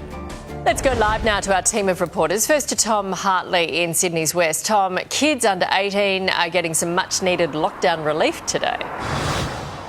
Yeah, Nat, the State's Crisis Cabinet Committee passed this one last night, allowing children under the age of 18 to form exclusive friendship bubbles in groups of 3. And in those groups, they'll be able to gather at each other's homes, do their homework, play, whatever kids do these days, so long as they're in the same council area or within 5 kilometres of each other's homes. Now, parents and carers, they can't interact when they're dropping and picking up their kids, but this is obviously some good news as well for the older kids, those in grade 12 with their HSCs coming up. They'll be able to form some exclusive study groups as well, but these kids won't be able to mix and match the people in these groups, so they'll have to think carefully of who they're going to choose. Now, these rules apply anywhere that's in lockdown, and they come into effect from midday today. Now, another ruling made by Crisis Cabinet overnight regarding to the spring racing carnival. They've given the green light for the Everest horse race to go ahead next month on October 16 with a 5,000 person cap, but only if the state reaches that 70% target. Organisers had sought an exemption for 15,000 people to attend that event, but ministers felt it was just too much too soon. Bianca Stone's at Brisbane Airport, where there's been a COVID scare. An infected traveller spent hours there, Bianca. And now, good morning. That person flew here from Newcastle on Friday, arriving on a Jetstar flight JQ484. They spent about 4.5 hours here at the domestic terminal before transiting onto the Northern Territory, where they have tested positive. Now, this case has exposed a bit of an issue with people transiting through Brisbane from hotspots. They are able to mix with other passengers and also staff, while another infected passenger has put the border bubble at risk. A person has flown from Sydney to Ballina, arriving into Ballina on Saturday morning. They've spent 3 days in Byron, Ballina and also Tweed. As a result, the Kingscliff Beach Hotel has been put on the list of exposure sites. Everyone around the Tweed area very nervous today to see if that area will go into lockdown and the border bubble will burst. Meantime, there is continuing uncertainty over when Queensland will reopen its borders. There's plenty of talk about it getting to 90% before the borders will reopen. The Chief Health Officer here in Queensland certainly wants that to be the case, but the Premier is yet to confirm either way. Nat? Finally to Rob Scott, there are hopes Pfizer could soon be approved for kids in Australia. Yeah, that's right, Nat. The pharmaceutical giant has finally finished its clinical trials on children aged 5 to 11 and found that its vaccine is safe and that it works. And it'll now apply for emergency authorisation in the United States, which potentially means that primary school-aged children there could start getting the jab within just a few weeks. That is expected to be followed by applications to European and British regulators, which really opens the door for approval here in Australia. As part of those trials on young children, Pfizer tested a much lower dose, a third of the amount that's in a regular shot, and the results show that these children develop antibodies that are just as strong as teenagers. We are seeing these preliminary data being shared and being consistent with what we expected, that children would be able to tolerate the vaccine well and that it would hopefully have good, robust immune responses. Trials in children aged under 5 still haven't finished yet, but those results are expected by the end of the year. Right. OK, thank you, Rob. Time for some more news now. Here's Eddie. Thank you very much, Matt. Good morning. The Prime Minister is due to land in New York in the next hour, where he'll hit the ground running, holding high-level talks with several world leaders. 7 News US correspondent David Woywood is in New York ahead of his arrival. And David, first up, a meeting with US President Joe Biden. Good morning, Eddie. Yes, the Prime Minister will be meeting with President Joe Biden here in New York City tomorrow morning, local time. And really, the Prime Minister will be hoping that this is the headline that comes out of his visit to the United States. It is the first time the pair will have ever met face-to-face and one-on-one. They will be joined, though, by their chief diplomats. And, of course, this meeting comes just days after the formal announcement of that AUKUS alliance between the two countries and the United Kingdom. Still plenty of international fallout from the announcement of that pact. Of course, we know that the French government is still incensed at Australia's decision to tear up billions of dollars worth of these defence submarine contracts. So Scott Morrison will have his job cut out for him to try and soothe some of those European tensions, and there will be plenty of them. We've heard from the European Commission today who aren't very happy with Australia's decision. one of our member states has been treated in a way that is not acceptable. So we want to know what happened and why, and therefore you first of all clarify that before you keep on going with business as usual. Yeah, a furious French government still expressing their displeasure there with the Australian government's decision. And the word and reports coming out of New York City at the moment is that French diplomats are now refusing to engage with Australian diplomats on this matter. So the Prime Minister will have plenty of work to do to try and repair that relationship, Eddie. All right, thank you, David. Fresh charges have been laid after an 18-month investigation into Melbourne's Eastern Freeway crash. 4 police officers were killed when they were hit by a truck while on duty in April 2020. It was the single greatest loss of life in Victoria's policing history. A transport operator and 3 individuals have now been charged. The company faces a maximum fine of $3 million, while each individual is facing up to 5 years jail. Porsche driver Richard Pusey made headlines for filming the officers. A group of Melbourne thieves had quite a shock when the family they were trying to rob fought back, and then the whole ordeal was captured on CCTV. Let's go live now to Nathan Curry in Melbourne, who has this story. And Nathan, the family's being hailed as heroes. They are, Eddie. You'd certainly like to have them as your neighbours because they're very cool in a crisis. What's taken place here is they've woken up, realised that one of their cars has been stolen, but thieves had also taken their other 3 sets of keys, so they figured that maybe those thieves would come back and try their luck again. So what they've then done is they've dialed 000, hid in the dark. Surely enough, these teenagers have come back and they've quickly learnt that they were picking on the wrong family. The whole family got out of the house and we chased them. I chased one all the way down the block there, and then my dad chased one like across the street. It's very scary actually, and we was so surprised how come they come inside the house and they took all the keys. The father and son managed to catch 2 of them. Even the mum got involved. They've then even walked one of the offenders down here to the nearby police station to make sure they were arrested. So it's a pretty incredible effort by this family, Eddie. Yes, don't mess with that family. Thank you, Nathan. Queensland will experience 4 seasons in one day with some extremely turbulent weather on the way. There are warnings of severe fire danger, gusty winds, thunderstorms and even the chance of snow. A gale warning has been issued for Gold Coast waters, while a strong wind warning is in place further north in Mackay, Cairns and also in Townsville. The Queen's granddaughter, Princess Beatrice, has announced the birth of her first child. The baby girl, whose name has not yet been revealed, was born just before midnight on Saturday, weighing just under 3 kilograms. Beatrice thanked all the staff at the Chelsea and Westminster Hospital. The little girl is a younger sister for Beatrice's stepson Wolfie and the Queen's 12th great-grandchild. What a group of great-grandchildren she now has to handle. Barrett says all the sport.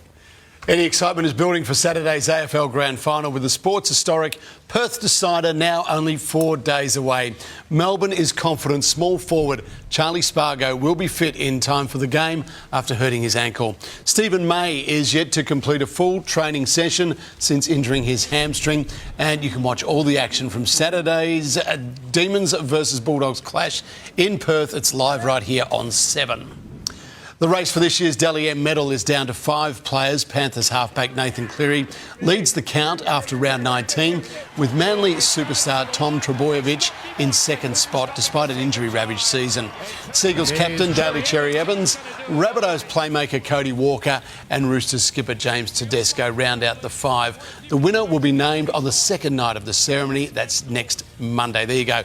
Great time in footy, Matt. Good luck to your Demons. Thank you very much. Big weekend coming up. Just keep breathing. 4 days, yes. It's very, very calm at the moment, but it's building. No, that's a full lie. Now to today's weather. Sam Mack is back with his Plugapalooza.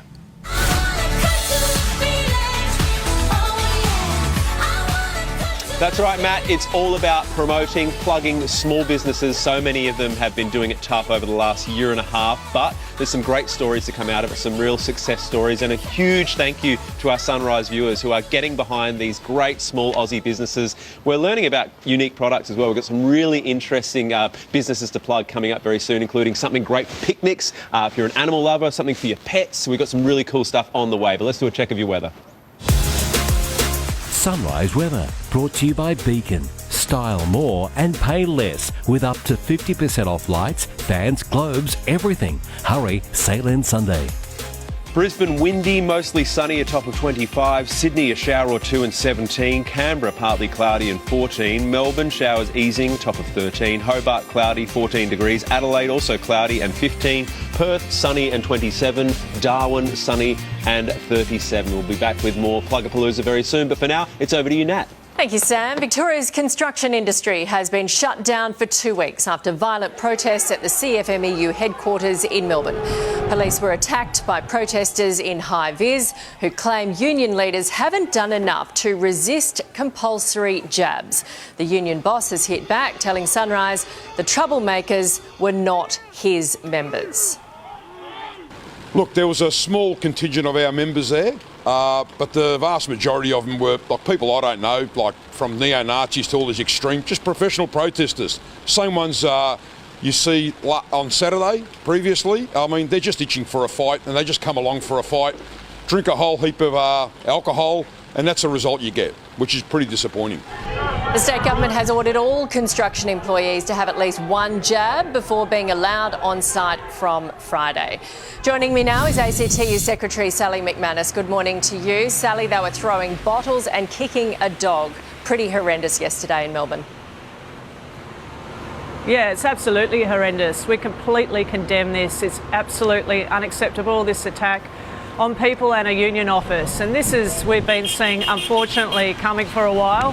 A whole lot of extremists have been winding people up with lies about vaccinations, and this is the result. And it will also result in, if they succeed, it will cost lives of people who are unvaccinated and also vulnerable people. So we completely condemn this and we support public health measures. So would it help if you supported mandatory vaccination, so there was no choice? Well, this is part of the issue and also what we've been warning about. In areas where you bring in mandatory vaccinations and you do so quickly without giving people a chance to get to where we have with parts of the country over 80%, you create a space for these people to try and stir things up, to divide people essentially. And so this is what we've been dealing with in this circumstance. Now, I'll tell you what, trade union movement in this country will not be intimidated by these people. We put safety first, the health of the community, the health of everyone first, and we won't bow down or change our path and not listen to public experts just because of a few violent people. Sally, it's not sudden. We've had months. AstraZeneca has been available for months and months. Pfizer is widely available. This is not creeping up on people. Well, we're talking about Melbourne, first of all. It's not so widely available. Remember also the age of construction workers is also younger. Getting a Pfizer jab was not easy for quite a long time, and the mandate actually came in just on Friday. So, but they could have chosen to have AstraZeneca months ago, couldn't they? Maybe they could have chosen to do that, that's true, but remember Atagi took quite a while to say that that was an okay vaccination for people too. There's been confusion about these vaccines, and that's added to given people reason to wind up lies that just to scare people and turn them off getting vaccinated. We want to avoid that in our country. In countries where there's been division, there's low vaccination rates. With the trade union movement have tried to keep unity in workplaces and in our community, and by doing so, I do believe we're going to get well above 80% and maybe to 90% if we can continue to just counter the lies put out by people like this. Okay, Sally McManus, we thank you for your time this morning. Thank you. Here's Matt. Thanks, Nat. Well, the latest modelling from the Victorian government paints a sobering picture of where the state's COVID crisis is heading. The data is based on current trends, and without any changes to restrictions, the state could still reach daily case numbers as high as 2,900 towards the end of October. But under the proposed roadmap, cases would peak at 4,500 and result in 2,200 deaths by January next year. Joining me now to discuss is infectious disease Diseases physician and former Deputy Chief Medical Officer, Dr. Nick Coatsworth. Doctor, morning to you. That figure, 2,200 deaths, is terrifying. Is it realistic? It does seem like an extraordinary figure, and obviously the modellers have done their hard work in coming up with that. But I think, Matt, what the viewers need to understand is that most models around the world, when they have been presented to government, real life has proved them to be substantially incorrect and overestimating the number of deaths. Now, of course, we need to prepare as much as we can, but the problem is when numbers like that come out, it does sort of inject the fear of God into people, which is not really what we want in Australia at the moment. We want a balanced and measured response to COVID-19, and so I do think that it is likely to be an overestimate of the impact and perhaps an underestimate of the effect of vaccines, Matt. Yeah, well, everyone hopes you're right, Doctor, but the best case scenarios of these models do require optimum test, trace and quarantine systems. So again, it's a question we've asked a lot, but how good are the current ones and how could they be improved on to try and avoid hitting that horror figure? Well, I think we've got to the point where they are very, very slick, and it's up to us as the Australian community to make the improvement, which means that we still need to get tested for COVID-19. It's going to be tempting when we have symptoms over spring and summer just not to get tested because we think we're vaccinated. We are vaccinated, but that's not the way. We still need to know where COVID-19 is. We're still going to have to use QR codes. There's still going to be circumstances indoors where we wear masks. So it's actually our behaviour as a community that's going to help the test, trace, isolate, quarantine systems the most. Nick, we're naturally very cautious about admitting it, but it feels like there's a bit of a momentum shift at the moment. Some good news coming out on a number of fronts. Pfizer says it is safe for 5 to 11-year-olds to receive the jab. What's your reaction to that new announcement overnight? I think it's welcome news. I think that, the people that I trust to analyse the data is our own TGA, our own Australian regulator, and of course they will be looking at that sort of data very closely before we make any decisions about under 12s. I think the real hope with COVID, though, at the moment, Matt, is the fact that we have such excellent treatments in hospital, and I can tell you when I was on the wards, the patients were getting better far quicker, getting out of intensive care far quicker than I had anticipated. And I think that's because we've learnt so much about the treatment of COVID-19 in the past 18 months. Yeah, not just that, and the extraordinary work being done by everyone in there and on the front line. Dr. Nick Coatsworth, thank you for joining us this morning. Much appreciated. Thank you. Here's now. Thank you, Matt. The New South Wales-Queensland border bubble is up in the air this morning after a Sydney resident travelled to Ballina, Byron and the Tweed areas between Saturday and Monday. New South Wales Health says the person was infectious during that time. They flew from Sydney on Saturday on Virgin flight VA1141 and arrived in Ballina just before 9 a.m. For more, I'm joined by New South Wales Deputy Premier John Barilaro. Morning to you. Why was this person allowed to travel? Well, good morning, Nat. Look, the person was an authorised worker. It was part of their employment. They had all the approvals to leave Sydney, and they did so, and they followed the rules. But unfortunately, these things happen. Once they arrived, further testing, they're unwell, and this individual was picked up as someone that's now got the virus. So will those areas go into lockdown now? Yeah, so we're considering it this morning. So New South Wales Health this morning will have a look at the details in relation to movement, exposure sites, not just in Byron, but Ballina and Tweed and that whole region. We know that there was a lot of movement by this individual, part of their work. So we'll evaluate this morning and we'll have more to say at 11 o'clock if decisions are made. OK, we keep seeing all this modelling about what's going to happen when the state reopens at 70%. Can you guarantee hospitals are going to be able to cope? Oh, look, absolutely. We did the work firstly, and we've released the documents around how we will manage the extra cases with the surge capacity in our health system, which is an integrated, connected health system made up by a whole heap of health districts. We've got about a surge capacity of ICU, about 1,550 beds. We've got additional support within our hospital system, the workforce being trained up.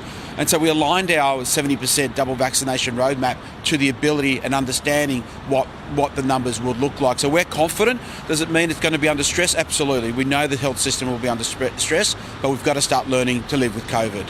Okay, the other big problem that retailers are telling us, how do they stand at that door of their shop or their cafe or their restaurant and kick people out who aren't vaccinated, or are they even allowed to? What gives them that right? No, that's a really good question and one that we're working with industry about. So we'll look at legislation or the public health orders to protect employers in relation to two things. One is, of course, the mandating vaccination for staff, and secondly, the refusing customers that aren't vaccinated coming into their store. We'll do it through, of course, like I said, the public health orders and legislation to cover those businesses. And then for customers, it's simple. The QR code is being expanded. We're adding the component or the bit where it talks about your immunisation history and your records. It'll give you the green tick if you're able to enter. So we're trying to make it as easy as possible for businesses, and we're going to give them a level of protection through public health orders. Okay, so it sounds like that public health order will be in place by the time they reopen. Thank you, John. I appreciate your time this morning. Not a problem, thank you. Here's Matt. Well, a busy half hour is coming your way just ahead on Sunrise. The former vaccine skeptic now urging people to get the jab. Why his perspective on the virus changed. Plus, top TV trends for any budget. The new technology turning your living room into more than just a movie theatre. And the Emmys' big return. There is way too many of us in this little room. I would not have come to this. All the winners from TV's biggest night. This is Sunrise. We're on 7 and we will be back in a moment. Want me to hold on to your time.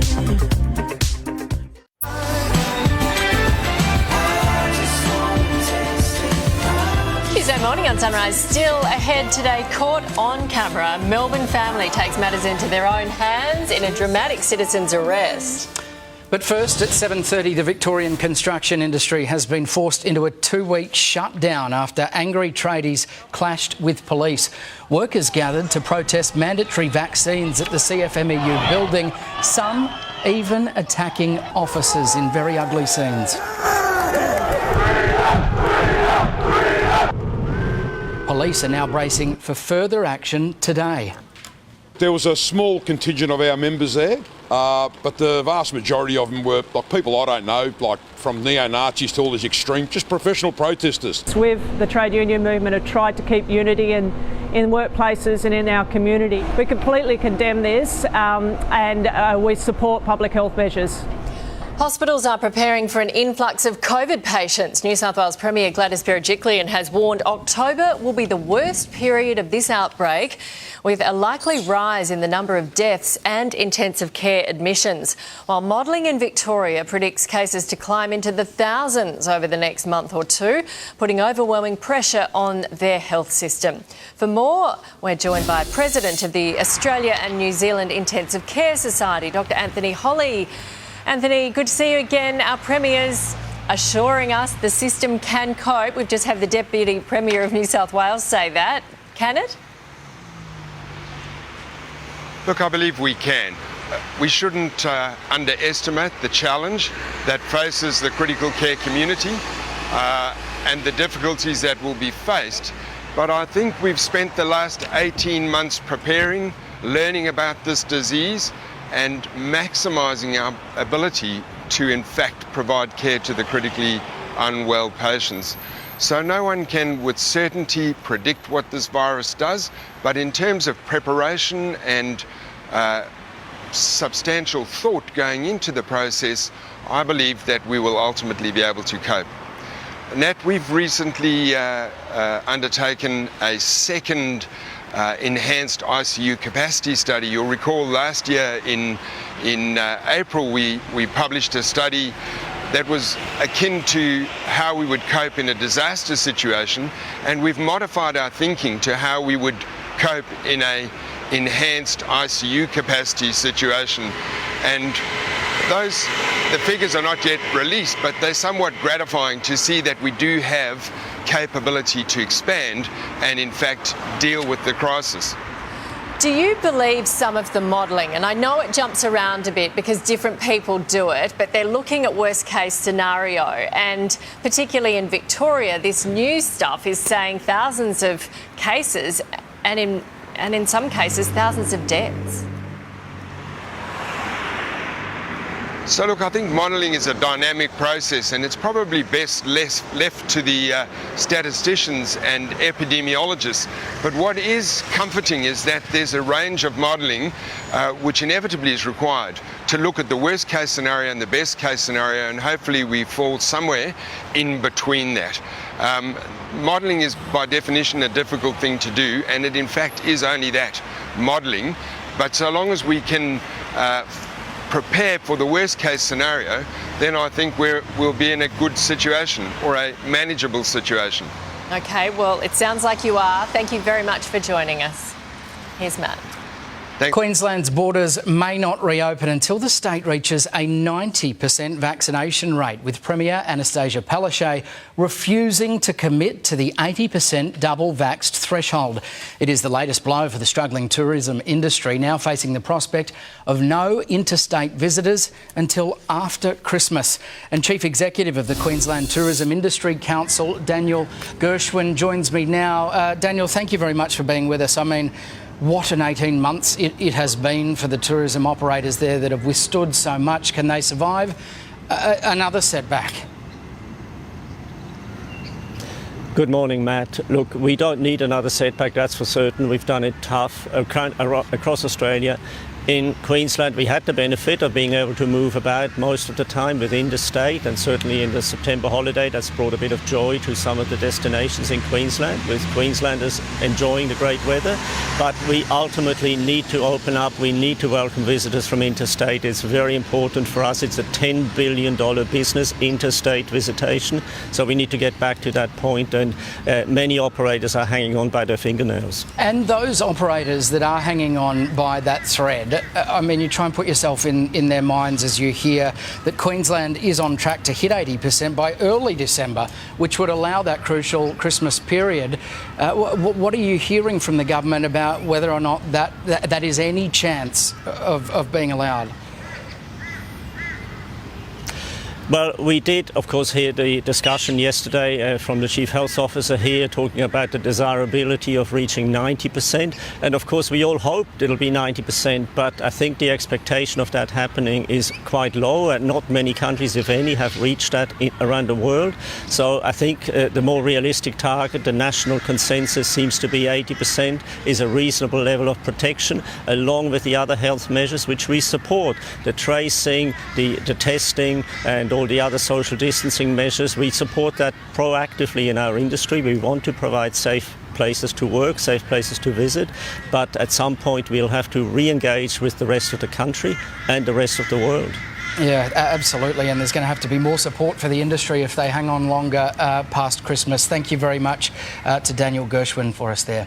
Let's get more news now. Here's Eddie. Thank you, Nat. Lockdown relief is finally here for Sydney parents, now able to drop their kids off at a friend's house under a new Best Friends bubble arrangement.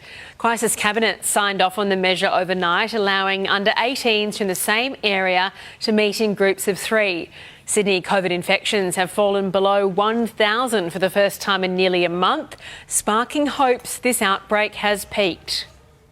We've got additional support within our hospital system, the workforce being trained up. And so we aligned our 70% double vaccination roadmap to the ability and understanding what the numbers would look like. So we're confident. Does it mean it's going to be under stress? Absolutely. We know the health system will be under stress, but we've got to start learning to live with COVID. Pfizer has announced its COVID vaccine is safe for children aged 5 to 11. The drug giant says after success in early trials, they'll now seek approval in the US.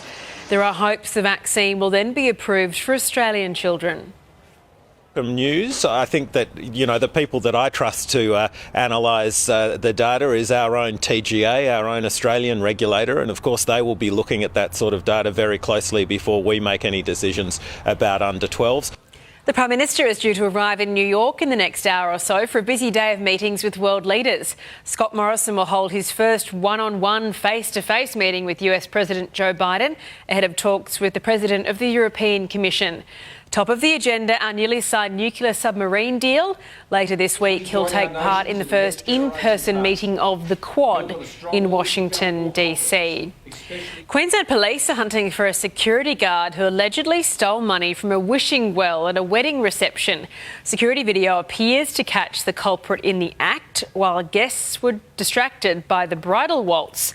The security guard is now on the run.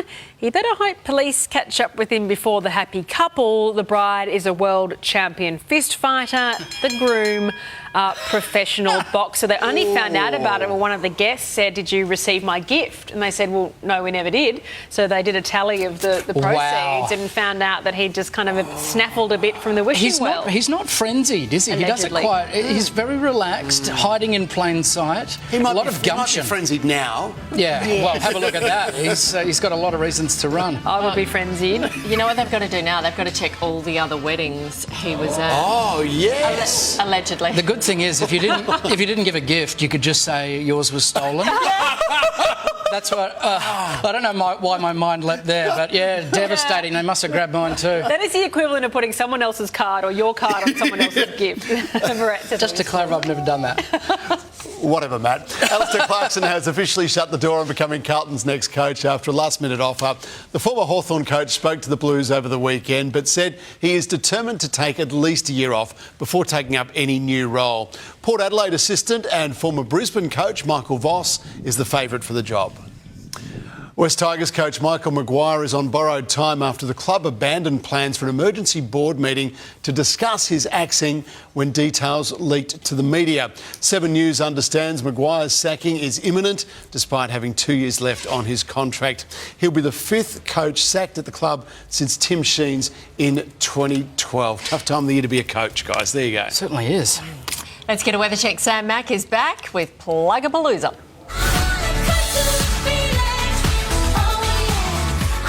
That's right. Good morning, Nat. 246 small businesses have been promoted in Plug-a-Palooza. Let's say good morning to our friends around the nation. Hello. Hello. Good morning, everybody. We love discovering these businesses and the passion that you all have. Let's start with, this is actually a record for Plug-a-Palooza, our most senior representative. He is 92 years old, Frank the Pen Man, Lake Haven in New South Wales. Good morning, Frank. Good morning, Sam. Such a pleasure to have you on, my friend. Tell us about these incredible, beautiful, handcrafted pens that you make. Well, I took up wood turning about 10 years ago, and I made all the usual things that the wood turners do. And I then specialised in pens and different variants. You know, there's the bullet pen and the bolt action pen. I got the that. Oh wow! One's the Parker pen. You've got them all, and I believe Eddie, have you got one there in the studio? You're using it this morning. It was so kind. You sent us so many pens. It was so beautiful. That's how we found out about it. Thank you. Well, Eddie's using it this morning in the studio, Frank, and she said it's the best pen she's used in her life, and that is a free endorsement. Normally it costs a bit for Eddie, so well done. Great job there, Frank. He is the pen man if you want to get involved with those fantastic handcrafted Australian wood as well they are, so great job, Frank. Let's move along to our next person to chat to. It's Christine. Yep, we got that. They're on eBay. I like that. He's plugging in Plug-a-Palooza. That's what it's all about. Well done. Let's go to Christine in Lola and Lyle in Melbourne. Tell us about your small business. Good morning, Sam. Tell us all about it. Oh, well, look, my grandmother taught me to crochet 55 years plus ago, and I make handmade toys for children, blankets, clothes, whatever anybody wants, I can make. I've got little Ella here, my sloth, hanging off me at the moment. Yeah. I've got Falcor here. The never-ending story. Yes, of course. Yeah. I've got Rocky the raccoon here at the moment to say hello. They're great. And you do kangaroos as well, kangaroos and joeys if you want an Aussie spin on it. Kangaroos, joeys, whatever anybody wants, I can do. I've got little cheese, mice sticking out of cheese. They are great. Well done, Christine. You are a genius. I love them. Lola and Lyle. And those. Oh, there we go. Get the plug in. I like it. We'll send them anywhere around the world as well. They can go anywhere. Let's do a check of your weather. Sunrise weather brought to you by Beacon. Style more and pay less with up to 50% off lights, fans, globes, everything. Hurry, sale ends Sunday. Brisbane, windy, mostly sunny, 25. Sydney, windy as well today, shower or two and 17. Canberra, partly cloudy, 14. Melbourne, showers easing, 13. Hobart, cloudy and 14. Adelaide, cloudy and 15. Perth, sunny and 27. Darwin, sunny and 37. Well, the next one, this is fascinating. We really had a moment when this email came through. We have a small business called Ball Balm. Brendan and Grace join us now. Dare I ask, what is Ball Balm? Well, it's exactly what the name suggests, Sam. It's balm for your balls. So it's all natural, hands product designed for the downstairs area. I feel like this is the moment we've peaked with Pluggapalooza. We had lactation cookies earlier this morning. We've got Ball Balm right now. I can't believe Where there was are you a going to gap take in us the next, market. Australia? So what are the benefits, Grace? Why is Ball Balm important? It is very important, I think. It eases chafing and soreness caused by everyday life activities. Just anything, you know, Take your bike riding. sand. Yeah, well, lightweight running. Yeah. Barrett's is on the bike for long distances. I never thought I'd be talking about Barrett's areas like that. But would it be useful for someone who rides bike, wears really tight lycra? 100%. That's what it's for. Obviously, you apply it to yourself, right, Brendan? Yes, mate, I have for quite some time now, and no complaints. Well, you know what? I'm so intrigued. I want to try Ball Balm. I could be the new face of Ball Balm. Well done, guys. There you go. And what are the flavours, sorry, that it comes in? What are they called flavours? I don't know. No, it's all natural products. You got your oil, coconut oil, butter. Coconut oil, lavender. Yeah, absolutely. Oil, it's beautiful. Good on you. Never be ashamed of your balls or your balm. Well done. That is Brendan and Grace with Ball Balm. We're going to get out of here. It's 2:49 on the scoreboard. Who'd be willing to try it? Matt, would you give it a go? Oh, my goodness. That felt like a very Sam Mac segment. I think Nicki Minaj's cousin's friend in Trinidad should be the spokesperson and face of Ball Balm. Surely. Lavender Ball Balm. Everyone's got it. What will they think of next? How would you like to win some cash? The Sunrise Cash Cow. The cash cow has $10,000 to give away when we call our lucky winner to be in the next draw. The code word is turkey. Now, SMS the daily code word and your full name and address to 1977 077. Entries close 4:30 p.m. Australian Eastern Standard Time. Here's Eddie with entertainment news now. Thank you very much, Nat and Matt. The Crown has cleaned up in the Emmys. The hit show was named Most Outstanding Drama Series and swept the top awards for Best Actor, Actress, Supporting Actor and Supporting Actress. It was a big night too for the cast of Mayor of Easttown and Ted Lasso as the Emmys returned mostly to normal, with the A-list nominees coming together in person. Bad habits lead to late nights sitting alone. Your favourite TV stars back on the red carpet, vaccinated and ready to party.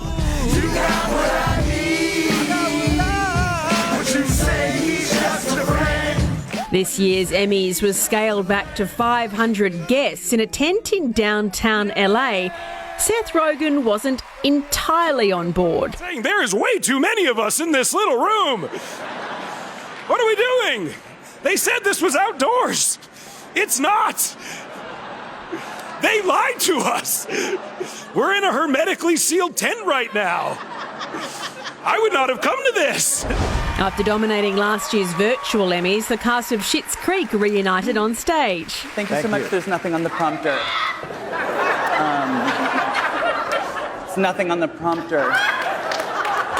Sports comedy Ted Lasso scored an early run of awards, first for supporting actress Hannah Waddingham. Jesus Christ on a bike!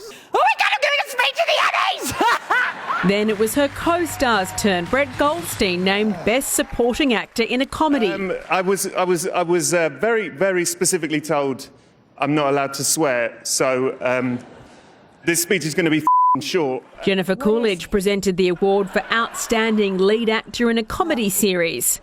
I want you all to know, nominees, that you have overcome the incredible handicap in this business of being men. Yes. Bravo, gentlemen, wherever you are. The award went to Ted Lasso's leading man, Jason Sudeikis, who thanked his teammates on the show. Look, I'm only as good as you guys make me look. So really, it means the world to me to be up here and just be a mirror of what you guys give to me, and we reflect back and forth on each other.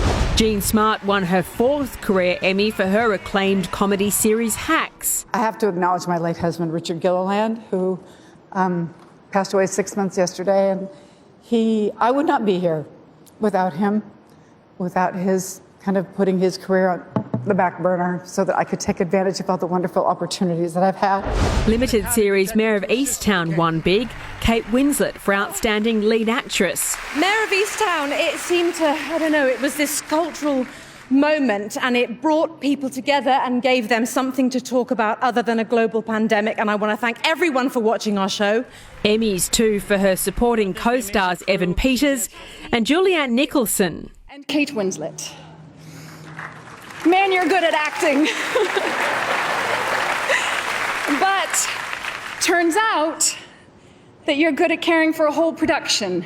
You led all of us every step of the way with such care and intelligence and love. Ewan McGregor won for Netflix miniseries Holston, while Gillian Anderson scored for her portrayal of Margaret Thatcher in The Crown. Okay. A crowning moment for the Queen herself, Olivia Colman. I'd have put money on that not happening. Don't know what to say. Thank you very much for this. This is amazing. And what a lovely end to the most extraordinary journey with this lovely family. I loved every second of it, and I can't wait to see what happens next. Josh O'Connor was named Best Actor in a Drama Series for his performance as Prince Charles. Thank you so much for this. That's the first line. Making the Crown has been the most rewarding 2 years of my life. The Crown was named the most outstanding drama series, The Queen's Gambit the most outstanding limited series, and the most outstanding comedy, Ted Lasso.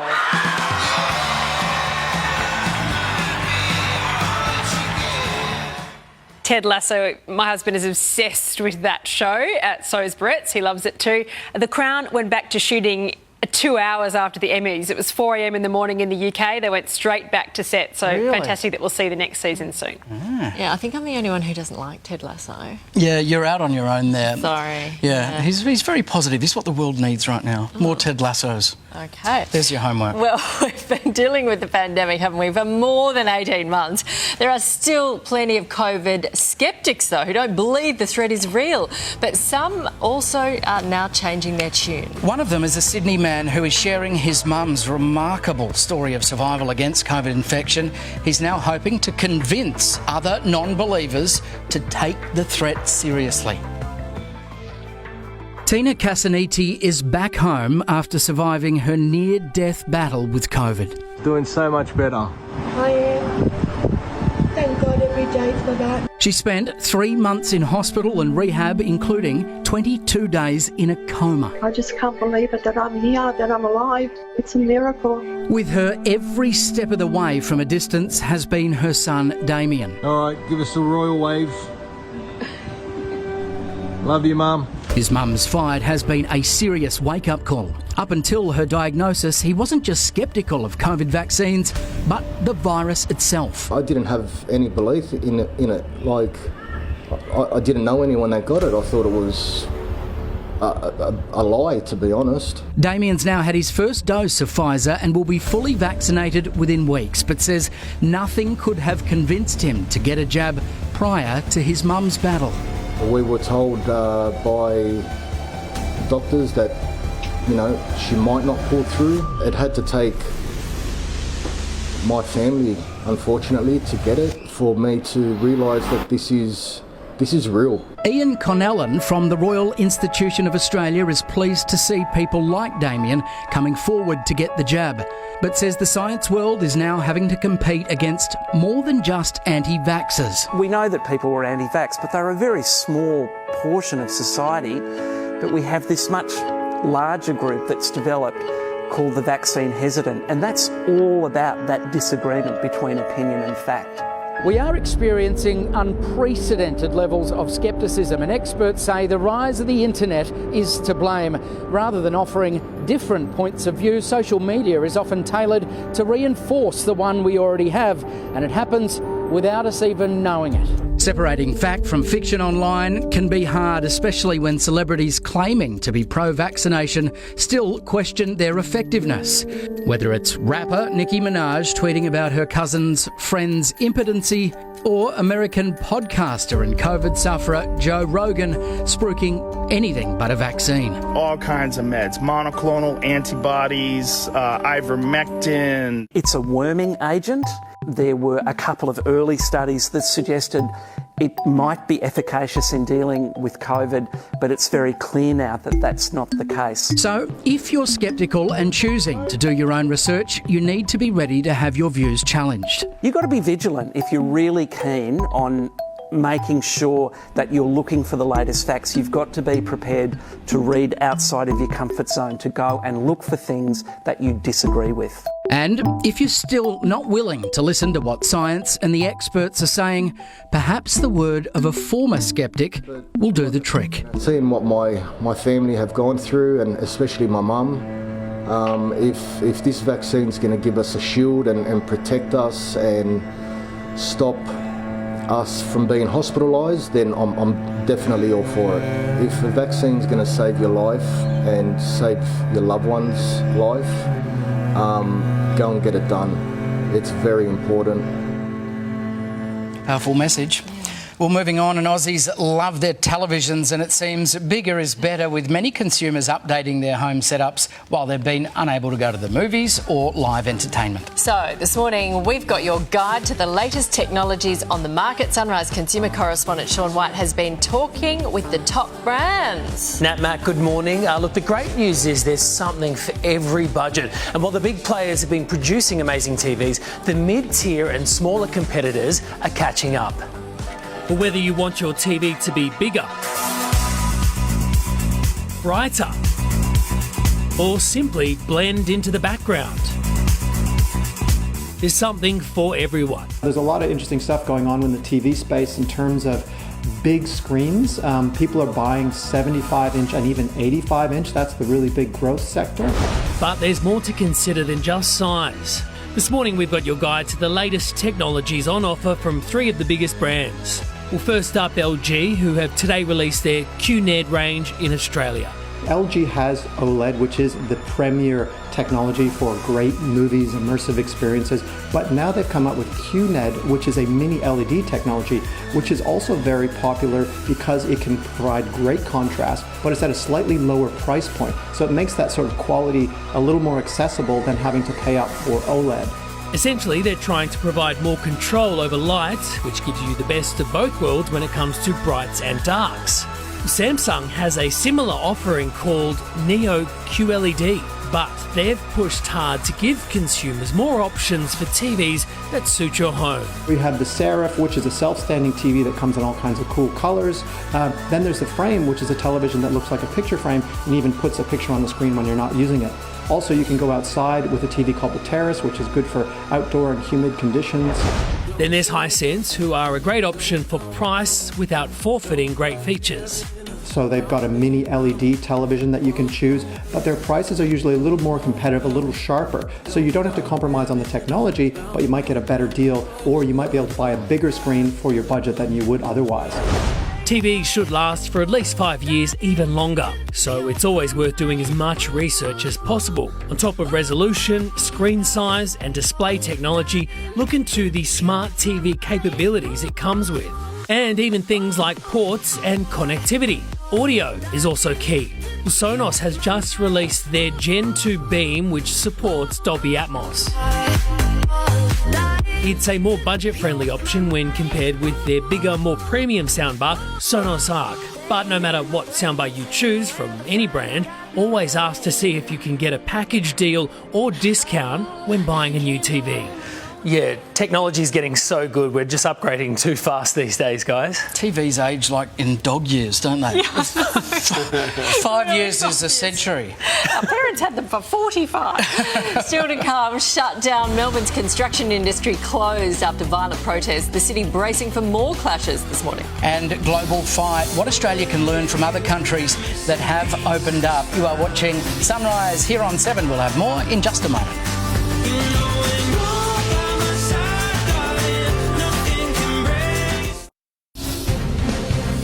happening now. Melbourne on edge. The construction industry shut down for 2 weeks after anti-vax protesters turned on their union, running riot. The city bracing for more violence this morning. New this morning, junior jabs. Pfizer declares its vaccine is safe for children aged 5 to 11 as Sydney families are allowed play dates for kids. New developments, Queensland COVID alert, an infected traveller and a new case. The border bubble being tested again. Bold prediction, life after Delta, why masks are likely to be with us for years to come. New details, high-level talks, the PM touching down in America this morning. Caught on camera, citizens arrest the family in hot pursuit of thieves who broke into their home to steal car keys. Plus, dramatic delivery, the Melbourne couple celebrating the safe arrival of their little baby girl born in a hospital car park. It's Tuesday, the 21st of September, 2021. Right across Australia, this is Sunrise on 7. Now live from Brekkie Central, Nat and Matt. Back now at 8 a.m. Still to come this morning, grand final fever. The Quokka has made a prediction for the biggest game of the year, choosing, wait for it, the Bulldogs as the team to beat on Saturday. Up until this moment, I was a fan of the Quokka. Plus, for richer or poorer, the couple robbed during their bridal waltz, the wedding thief making off with the newlyweds' cash. But first this hour, Melbourne is bracing for more violence today after angry tradies clashed with police in violent protests. It's forced the shutdown of the Victorian construction industry for 2 weeks. Officers were attacked, some belted with bottles as workers stormed the CFMEU building.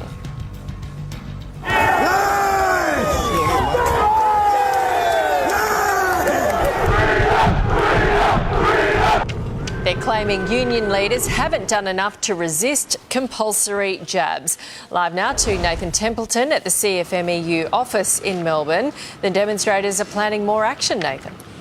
They are, Nat. It's quiet at the moment, but another protest is planned for 10 a.m. and police are preparing for another big, angry turnout. Hopefully, though, we don't see a repeat of yesterday's very ugly scenes when 500 rioters swarmed the CFMEU building. The target was their boss, John Setka. They smashed the way into the building, tried to force their way in and get to him. They are angry because they say Setka hasn't done enough to fight against mandatory vaccination for construction workers. They're also angry about other COVID measures that are being placed on work sites.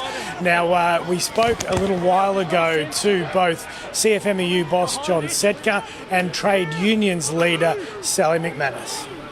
There was a small contingent of our members there, but the vast majority of them were like people I don't know, like from neo-Nazis to all these extreme, just professional protesters. With the trade union movement have tried to keep unity in workplaces and in our community. We completely condemn this and we support public health measures.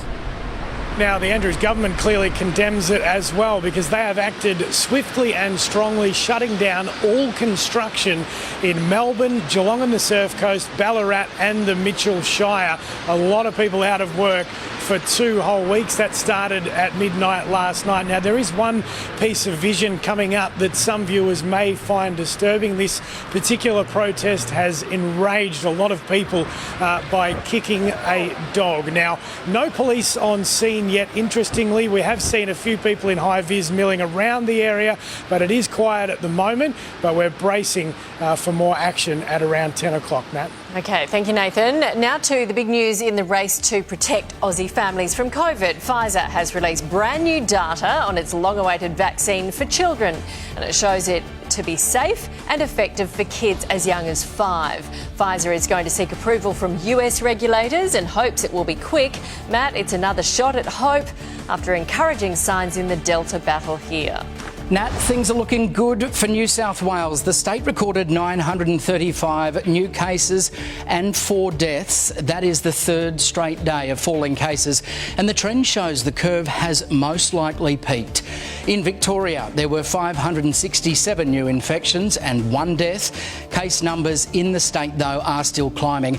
Meanwhile, the ACT recorded 7 new cases, the first single-digit day since August. And there was a case recorded in the Northern Territory after a fully vaccinated man travelled there from Newcastle on the New South Wales Central Coast. Nat?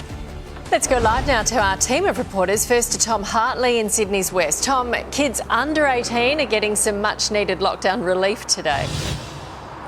Yeah, Nat, from midday today they'll be able to form some exclusive friendship bubbles, basically getting together in groups of 3, and in those groups they'll be able to hang out at each other's homes, do their homework, play, make TikTok videos, whatever it is that kids do these days, so long as they're in the same council area or at least 5 kilometres from home.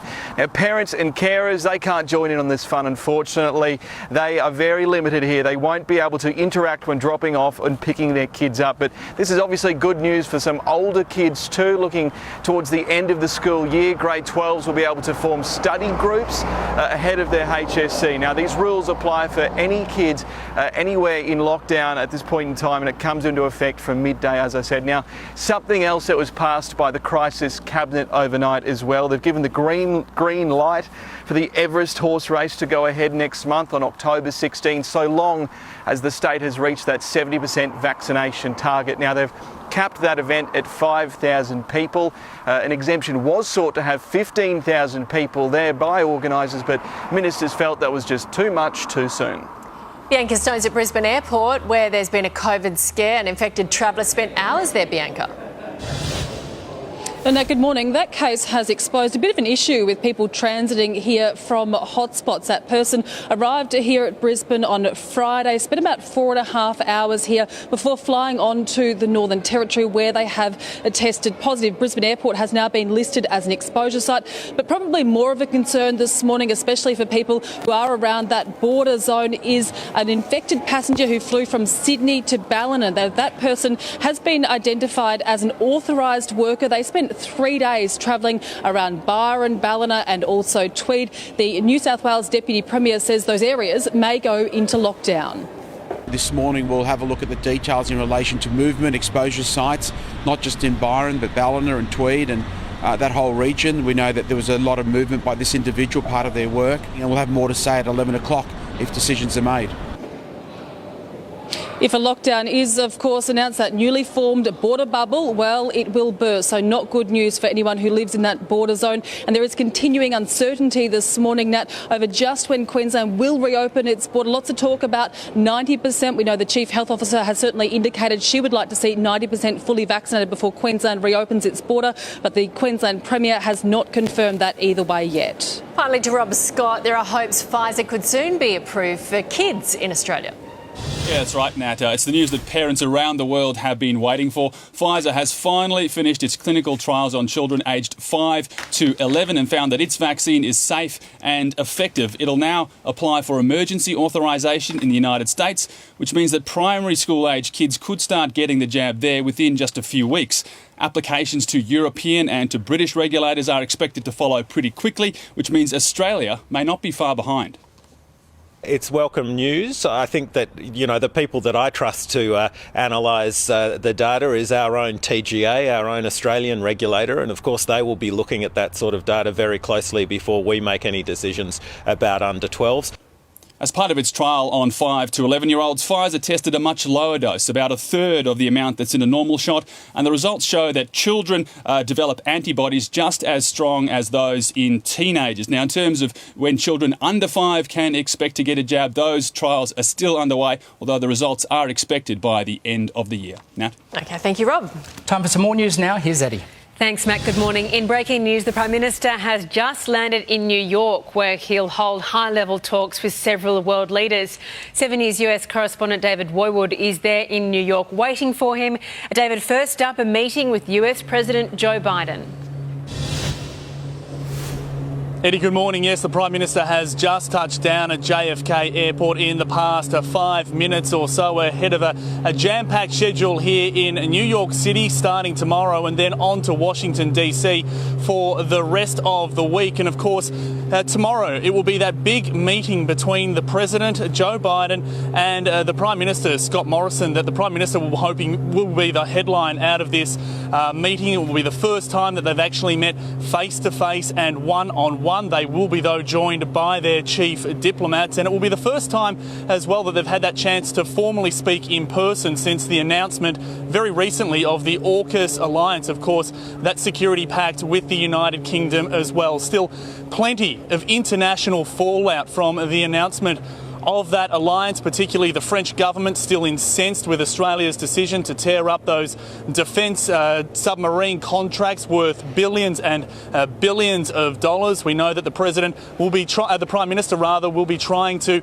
soothe and calm some of those European tensions. He'll also be meeting with a number of senior EU leaders today. But we also know that there's reports coming out of New York today that French diplomats simply are not engaging with Australian diplomats here at the moment, from the top all the way down that command chain. So the Prime Minister landing in New York today with a very big job ahead of him, a very big diplomatic job to try and repair some of those relationships, Eddie. Yeah, very interesting and complicated few days ahead. Thank you, David. A family in Melbourne's West has chased after thieves who broke into their home to steal car keys. The father and his sons were in hot pursuit after waking up to hear the break-in. They managed to catch two of the intruders and march them to the police station. I chased one all the way down the block there, and then my dad chased one like across the street. I mean, I can't let them go. It's my pride and joy. 5 people were arrested, including 3 who were caught when one of the stolen cars crashed. Queensland will experience 4 seasons in one day with some extremely turbulent weather on the way. There are warnings of severe fire danger, gusty winds, thunderstorms and even the chance of snow in some parts. A gale warning has been issued for Gold Coast waters, while a strong wind warning is in place further north in Mackay, Cairns and Townsville. The Queen's granddaughter, Princess Beatrice, has announced the birth of her first child. The baby girl, whose name has not yet been revealed, was born just before midnight on Saturday, weighing just under 3 kilograms. Beatrice thanked all the staff at the Chelsea and Westminster Hospital. The little girl is a younger sister for Beatrice's stepson Wolfie and the Queen's 12th great-grandchild. Congratulations to Beatrice. Thanks, Eddie. Let's get a weather check. Sam Mack is back with Plugapalooza.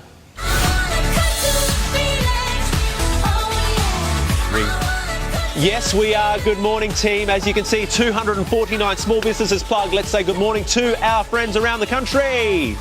Good morning. Welcome, everybody. Let's get straight into it. Lee and Stephen started this small business about 5 years ago. Now is boom time. More picnics than ever are happening right now around Australia. Tell us about Glass on the Grass. If you've ever had your wine glass fall down at a picnic, you need our product. Glass on the Grass, slide-on coaster that you pop on your wine glass to stabilise it almost anywhere outdoors. Such a simple invention, but so necessary, because the amount of times you try to angle it on the little bit of grass and you see it fall over, and I like mine filled right to the top. So you really need that to keep the balance, right? And so how's it been going? Have you noticed more and more people getting it because there's obviously in lockdown places, there's more picnics happening at the moment? Absolutely. Yeah, I think we're all celebrating the simple things of life and outside, being outside, and when we can dine with friends outside, that's when we're all going to get really excited. I know, and who doesn't love a picnic? I mean, gang, are you guys in the studio, are you picnic enthusiasts? Oh, absolutely. I love it. You have to have a core to have it. You know how you have to sit so low down to the ground? Not a big fan of the positioning of the picnic, but the concept is great. That's where the half lie comes into it. The half lie, but that's where that product will be just... Let's be honest, Matt, you're a picnic hater. I'm a picnic hater. No, did you guys know immediately when you made that product that you were onto a monster winner, that it was just a cracking idea? Did you know you were onto a winner straight away, guys, when you had that product idea? We did, actually. When we were testing it out, we had some 3D printed test outs. It didn't look great, but they worked really well. And we had people lining up saying, where do we buy these? Where do we buy these? Which made us realise we've really got to get this going, which we did. Well, you can expect more and more because our Sunrise viewers are well and truly getting behind all of these products. So congratulations, Glass on the Grass. We've got a very special guest after your weather. Sunrise Weather, brought to you by Beacon. Style more and pay less with up to 50% off lights, fans, globes, everything. Hurry, sale ends Sunday. Brisbane, windy, mostly sunny, 25. Sydney, shower or two and 17. Canberra, partly cloudy, 14. Melbourne, showers easing and 13. Hobart, cloudy and 14 degrees. Adelaide, cloudy, 15. Perth, sunny and 27. Darwin, also sunny, 37. Look who it is. It's our great friend, Dr. Katrina Warren, and beautiful Chile joining us. Good morning, Dr. Katrina. How are you? Really good. We've got to talk about something you've been doing, BYO Pets, where people, businesses, and a lot of people obviously are working from home in lockdown states, so they can come on with their pet and ask you questions. This is such a great idea. Tell us how it's been going. What sort of things you've been talking about? It's been really fun, and basically people can hop on. It's for businesses where people are getting a little bit bored and have lockdown fatigue and they're sick of doing Zooms. And instead of just doing a Zoom trivia, we do a pet session. And people are bringing on their pets, saying hello, we get to meet all the pets, and then we talk about their pet problems. So they ask me questions, and I answer them. And then Chile here does a few tricks as well to entertain everyone. And it's just bringing smiles, Sam. Yeah. We know that pets connect people, so it's connectivity and smiles. It's such a great concept. I love it. As a cat man myself, I guess I'm always looking for a safe space where I can talk for a long period of time about my cats and not be judged. Sunrise is not that safe space, unfortunately, but your Zoom sounds like the safe space. Before we go, this sounds like a really great idea. Could we get a little snippet of the sort of entertainment that Chile does at the end of the chat? Oh, Chile, we give you a paw. We'll give him a treat. He'll do anything. Yeah. Sit down with me, paw. Give me a little. Will you do a little bit? Oh, look at that. Go Chile. I love that. Absolutely beautiful. Thank you so much, Dr. Katrina. I'm getting treats as well. Really great to see you. Thank you for keeping us smiling during lockdown with those beautiful animals. Thank you to our small businesses there, guys. We'll have more Plugapalooza soon. Sunrise weather at 7.com.au. Good job, Sam. Thank you. Thank you. Now, new modelling has been published today looking at what the future holds for Australia in 2022. It predicts that next year will be better than the previous 12 months. Wouldn't be hard, but there's still a long way to go before we're anywhere back to normal. Opening up at 80% coverage will still lead to around 4,000 hospital admissions and more than half the year in lockdown. But including children in the 80% target and keeping certain restrictions in place will drop hospital admissions to less than 1,000 and effectively allow us to live with the virus. Joining me now is the lead author of that report, epidemiologist Professor Tony Blakely. Professor, thanks for being with us. Help us understand why it is, in your view, we need to do better than that 80% target to get back to normal. Simply because I don't want to spend half my next year in lockdown, to be honest. So if you only do vaccinate 80% of adults, sorry, you don't Tony get Blakely, to a good place. we're going to have to interrupt you. We've got the Prime Minister. We'll come straight back to you. He's just got off the plane at JFK Airport. There he is. He's going to have his first meeting with Joe Biden, and I think he's going to speak. I'll take that off. Wait a sec. Welcome to New York. I'm very pleased to be here in the United States, and first of all to be here in New York. The first responsibility of any Prime Minister, any leader of any country, is their national security and to always put their national interests first in securing what's best for their own people. We have great friends and partners and allies all around the world, and over the course of this week I'll have the opportunity to pursue those goals, shared goals, based on shared values, whether it's here in New York, where I'll meet with President Biden, the head of the European Commission and the European Council. Looking forward to those meetings with the Swedes and our friends from Austria. But also, as we get down to Washington, catching up with those on the Hill and getting out and having a talk to the defence officials as well on the important arrangements we've had with AUKUS. But most significantly, this visit is all about coming for the Quad Leaders meeting. This is a significant initiative. It deals with the many, many issues we need to address within the Indo-Pacific. Issues such as dealing with vaccines, addressing climate change, addressing the changing economy that we're all facing, working through those issues of supply chains and critical technologies. I know it sounds like a big agenda, and it is, because we are living in a world that is changing rapidly. And as that world changes, we need to change with it. And we need to always make sure that we're doing everything we can to ensure the safety and security of Australians. Prime Minister, the European countries are meeting here in New York tonight to consider what they do in response to the axing of the French subs deal. Shouldn't there have been more diplomatic groundwork done before this announcement was made? Well, they're meeting about a number of issues tonight, as I understand it, and the Foreign Minister who is here, as well as the Defence Minister, has already had discussions with representatives from the Commission and the Union. But I would simply say this. It was always going to be a difficult decision. And it had to be a decision that was taken in a very secure environment with what we were working on with the United States and the United Kingdom. It would be naive to think that a decision of this nature was not going to cause disappointment, obviously, to the French. We understand that. We totally acknowledge that. And we knew that that would be the case. And it was not possible for us to be able to discuss such secure issues in relation to our dealings with other countries at that time. We had made it very clear, I had made it very clear, that a conventional submarine would no longer be meeting our strategic interests and what we needed those boats to do. That had been communicated very clearly many months ago. We were working through those issues. So to suggest that somehow this decision could have been taken without causing this disappointment, I think would be very naive. That's what hard decisions are. And at the end of the day, you have to do things that are in Australia's national interests and our security interests. And that had to be paramount. We chose not to go through a gate in a contract. The contract was set up that way, and we chose not to go through it because we believed to do so would ultimately not be in Australia's interests. So it was a tough decision. It was a decision that we knew clearly would cause disappointment, and it would be naive to suggest that it would be otherwise. Prime Minister, President Biden is going to be having a conversation with Emmanuel Macron. Apparently he'd been seeking that overnight. Are you going to be having a conversation with Emmanuel Macron before you meet with European leaders tomorrow and before you meet with the President tomorrow? No, there's not an opportunity for that at this time, and I'm sure that opportunity will come in time. But right now I understand the disappointment, and they're working through the consultations with their ambassador who's returned to Paris, and we will be patient about that. We will engage with European leaders. Importantly, we'll continue to engage with ASEAN leaders. I spoke to President Widodo on the way over here. We had a very warm conversation. I was able to reassure him particularly about the issues on non-proliferation and further explain the arrangements around AUKUS. What Australia does is contributes to the peace and stability of the region, and that's our record.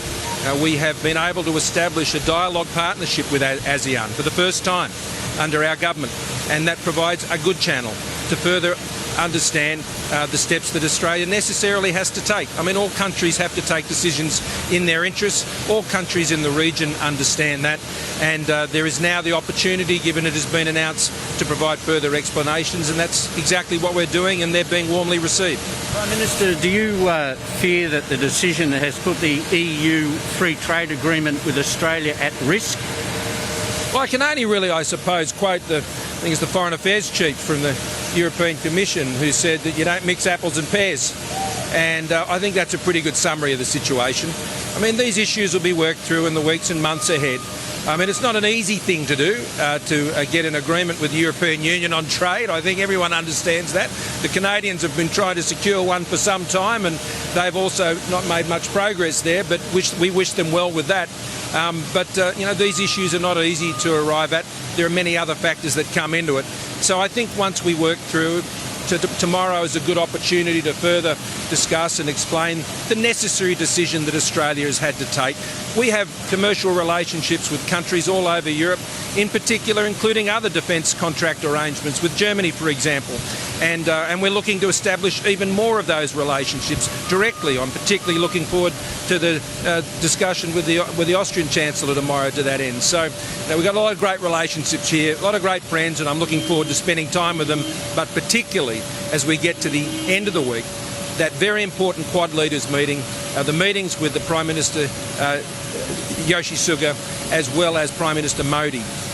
These are tremendous partners, our region, together with the United States, and this will be a very important meeting, and I'm looking forward to it. Thanks very much.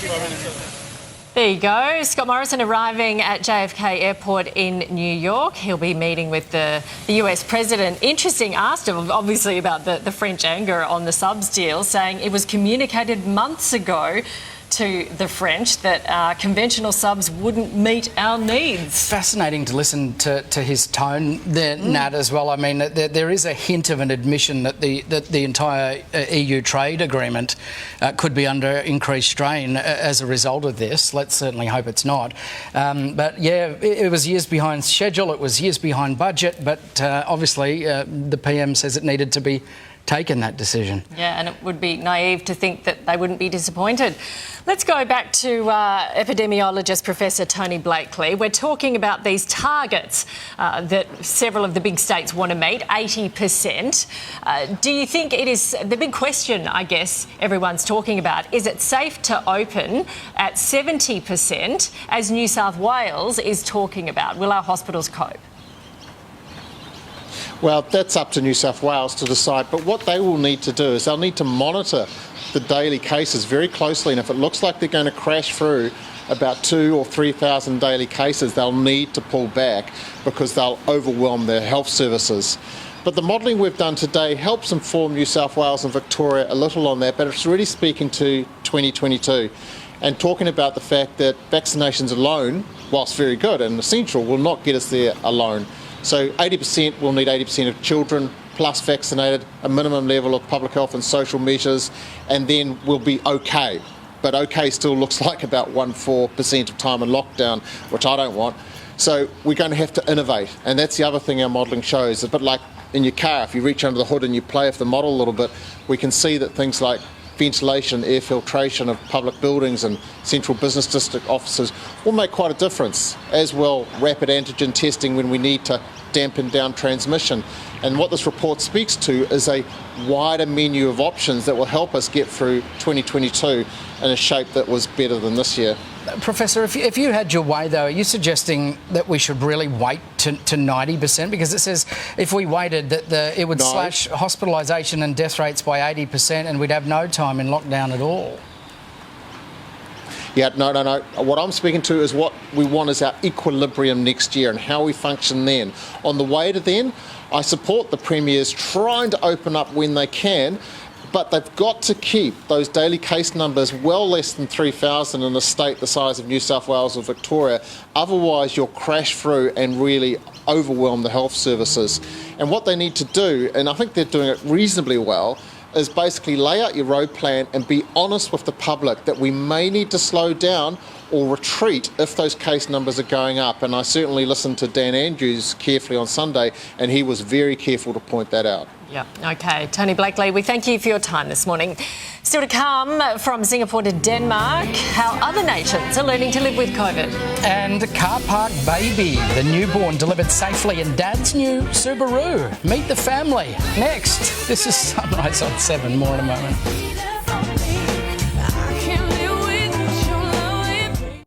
Back now at 8:30 news time. Here's Eddie. Thank you very much, Nat. In breaking news this morning, the Prime Minister has just landed in New York ahead of his high-level talks with world leaders, and he addressed the media a short time ago. 7 News US correspondent David Woywood in New York is there. David, he had a lot to say about this difficult decision to dump the French submarine deal.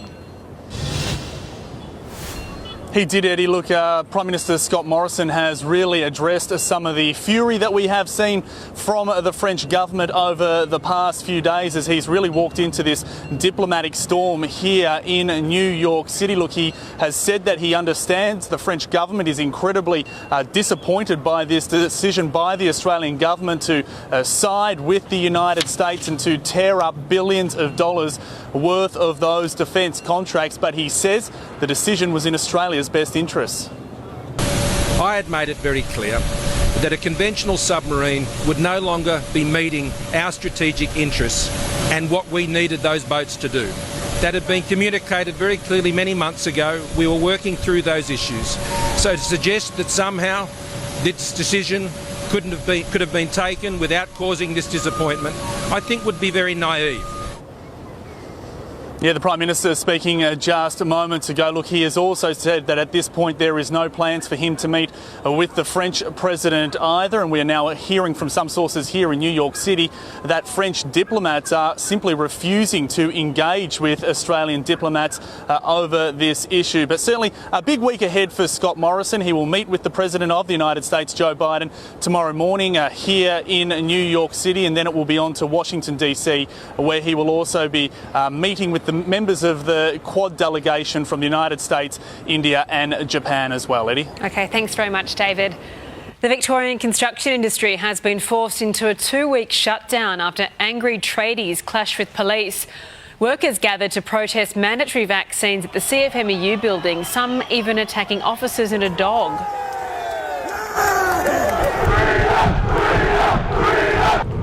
Police are now bracing for further action from 10 a.m. today. There was a small contingent of our members there, but the vast majority of them were like people I don't know, like from neo-Nazis to all these extreme, just professional protesters. With the trade union movement have tried to keep unity in workplaces and in our community. We completely condemn this and we support public health measures. Lockdown relief is finally here for Sydney parents now able to drop their kids off at a friend's house under a new bubble arrangement. Crisis Cabinet signed off on the measures overnight, allowing under 18s from the same LGA to meet in groups of 3. Sydney COVID infections have fallen below 1,000 for the first time in nearly a month, sparking hopes the outbreak has now peaked. We've got additional support within our hospital system, the workforce being trained up. And so we aligned our 70% double vaccination roadmap to the ability and understanding what the numbers would look like. So we're confident. Does it mean it's going to be under stress? Absolutely. We know the health system will be under stress, but we've got to start learning to live with COVID. And if you're hoping to take off your mask when lockdown ends, you might be disappointed. Modelling from the Doherty Institute suggests border closures and tough measures won't be enough to keep the virus at bay. Masks are likely to be mandatory in closed settings until experts are sure taking them off won't cause another major outbreak. Epidemiologists confirmed on Sunrise that more is needed to bring the country out of lockdown. A family in Melbourne's west has chased after thieves who broke into their home to steal car keys. The father and his sons were in hot pursuit after waking up to hear the break-in. They managed to catch 2 of the intruders and are being hailed as heroes. Let's go live now to Nathan Curry in Melbourne. Nathan, incredibly, this whole ordeal was captured on CCTV. Oh, Eddie, it's a great effort by this family. They're certainly pretty cluey because they'd seen that one of their cars had been stolen but did notice that all 4 sets of car keys had been taken. So they put 2 and 2 together and figured out that maybe these crooks would be back. So they dialed 000, then hid in the dark. Surely enough, the group of teenagers came back, but they quickly learned they'd picked on the wrong family. The whole family got out of the house and we chased them. I chased one all the way down the block there.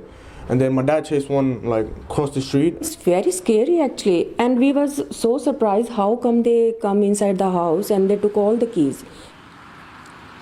They managed to catch a couple of them. Even their mum got involved. And then amazingly, Eddie, they even walked one of the offenders down here to the local station to make sure they were arrested. So they certainly made things very easy for the police officers here, Eddie. Yeah, it's quite the investigation. Thank you, Nathan. Queensland police are hunting for a security guard who allegedly stole money from a wishing well at a wedding reception. Security video appears to catch the culprit in the act while guests were distracted by the bridal waltz.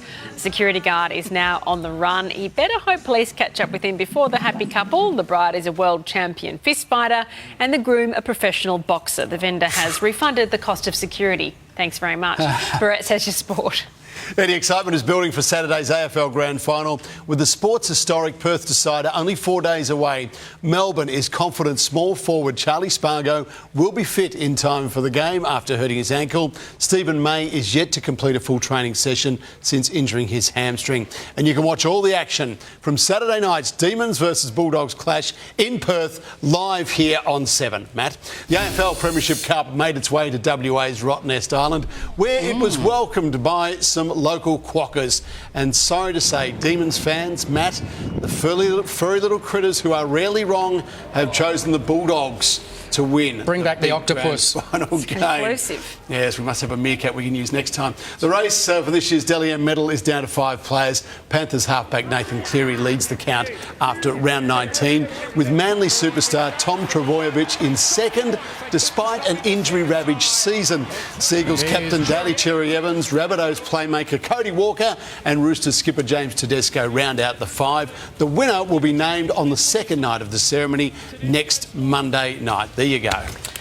Lots going on in sport this week. Thank you, Mr. Beretta. Well, now to today's weather. And Sam Mack, we never thought we'd say this, he's trying his hand at philanthropy with Plugapalooza. It's an important time to give. You're absolutely right, Matthew, and I'm happy to step up and do that for the show and for the team. Look, we've had such a great response this morning. Let me tell you about the Glass on the Grass, which is a little device so you can have your wine at a picnic and it's not going to spill. We crashed their website. I shouldn't be smiling as I say that, but it is kind of cool because it shows how many people want to get on there. They've now fixed their website up so you can get on there and buy that product. So thank you to the Sunrise viewers for getting behind it. And we had our oldest member so far, 92-year-old Frank Jeffries, who handcrafts these beautiful pens. They're on the desk this morning. You guys have a couple of those pens. He has had an amazing response. I've had so many people writing to me on Instagram. If you want to track him down, he's on eBay. Frank Jeffries, Jeffreys. It's going through the roof. He's going to have to work a 14-hour shift today to make more of those pens. But good on you, Frank. Love your work, buddy. All of the businesses that we've plugged, every single one of them so far is on the Sunrise website as well. So you can find them there if you've lost track of any of the names. So check them out. Get behind those Aussie small businesses. Let's do your weather. Sunrise weather brought to you by Beacon. Style more and pay less with up to 50% off lights, fans, globes, everything. Hurry, sale ends Sunday. Windy, mostly sunny day for Brisbane, 25. Sydney, a shower or two, 17. Canberra, partly cloudy and 14. Melbourne, showers easing, 13. Hobart, cloudy and 14. Adelaide, cloudy and 15. Perth, sunny and 27. Darwin, sunny and 37. Had a few people writing saying, hey, don't forget about charities who are also doing it tough during these challenging times. So tomorrow on the show, we're picking some really great charity initiatives, some feel-good stories. We can't wait to share them with you. So another big one tomorrow, guys. Have a great day. Oh, I like that. Thank you, Sam Max. Still to come today, life after lockdown, how different countries fared after easing COVID rules. And car park baby, the newborn, delivered safely in Dad's new Subaru. Meet the family next. This is Sunrise on 7. We'll have more in just a moment. Tell me what did I do wrong to make you stay? With all Accor Live Limitless, earn points on hotel stays and more. Plus, enjoy flexible bookings in the best hotel and apartment brands. Join now at all.accor.com. A beautiful baby girl has arrived into the world in quite the hurry, just metres from a Melbourne hospital. Yes, the newborn's mum couldn't make it inside in time, so the midwives came to her, delivering her baby safely in the brand new family car. Sound asleep and oblivious to her dramatic arrival, tiny Ella Milner was born in the passenger seat of her dad's brand new Subaru in the Epworth Hospital car park. Very excited and relieved that it went smoothly. In the end. Mum Stephanie called the hospital after contractions started at home, but 5 minutes later Ella was well on her way and the race was on. So we quickly ducked onto the Eastern Freeway, which I said to a few of my mates became more like an autobahn. The family just made it in time, but Ella wouldn't wait. With no time to get inside, midwives had no choice but to deliver the baby in the underground car park. In safe hands, so at that point we just let it happen. I think she only had about 3 contractions when we were there and delivered on the 3rd. Ella was a healthy 3.1 kilos. She was nice and peeing and was crying straight away, so it's an amazing sound to hear. Well, parents Stephanie Stewart and James Milner join us now with baby Ella and their son William. Morning, guys. Congratulations. You seem reasonably calm considering what has transpired here. How's baby Ella? She's great. Yeah, really good. No, she's doing really well and she's oblivious to how she's entered the world at the moment, but she'll be reminded, I'm sure. Mum's not oblivious. You almost made it, but not quite. Yeah, no. It was touch and go there, and fortunately the midwives made their way down to the car park. I definitely don't think we would have got upstairs. Yeah, so Steph, take We us were never back getting there. upstairs. Steph, take us back there to the moment you realised you were actually going to give birth in a car park. What were you thinking? Well, to start with, I was. I sort of said to myself, I can't believe this is happening, because I'd actually made a joke with the midwife on the phone. I'm okay to stay home for a bit. I feel all right, as long as I don't have the baby in the car. And then I must have jinxed myself. Wow. And yeah, we entered the Eastern Freeway, and I knew at that time, I wasn't sure whether I'd even get off the freeway or not, but it progressed really quickly. What were you saying to James at that point? I'm not going to make it. I'm not going to make it. We're just not going to make it. I actually ended up saying out of the front of the Collingwood Town Hall, I actually got him to pull over because I said this was it. But we made a call very quickly to make it to the Epworth, and we technically did.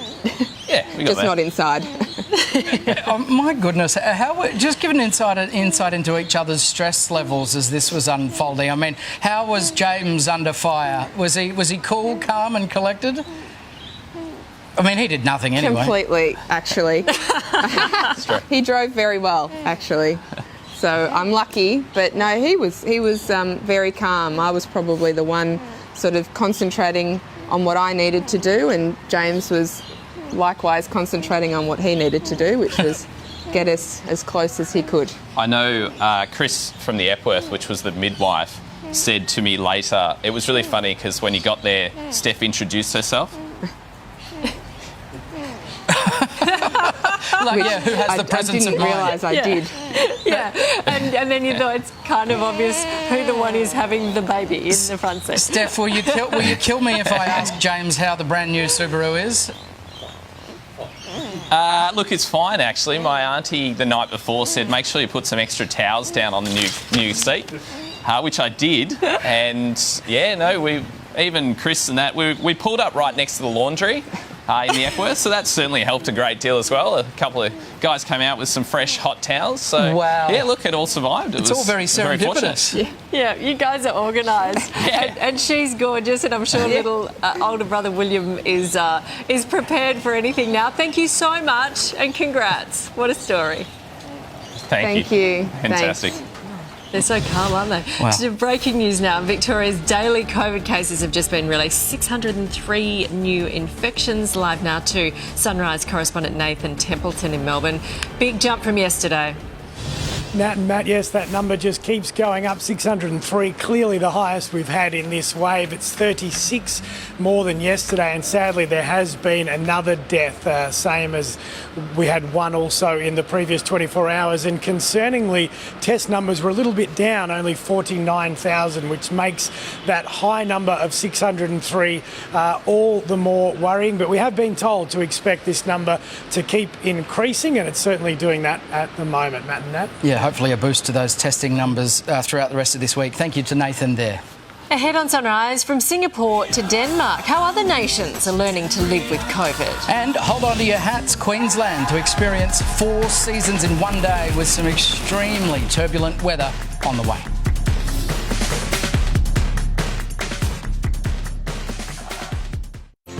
Welcome back. A war against COVID is being waged across the world, with each country deploying its own battle strategy. Singapore continues to record its highest daily case numbers, despite a large portion of the population being fully vaxxed.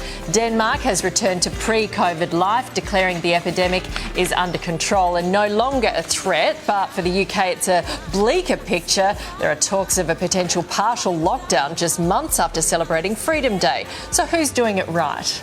Joining us now is epidemiologist Dr. Eric Fiegelding. Good morning, Doctor. Let's take a closer look, if we could, at some of those countries now. What is your analysis on how Singapore is tracking?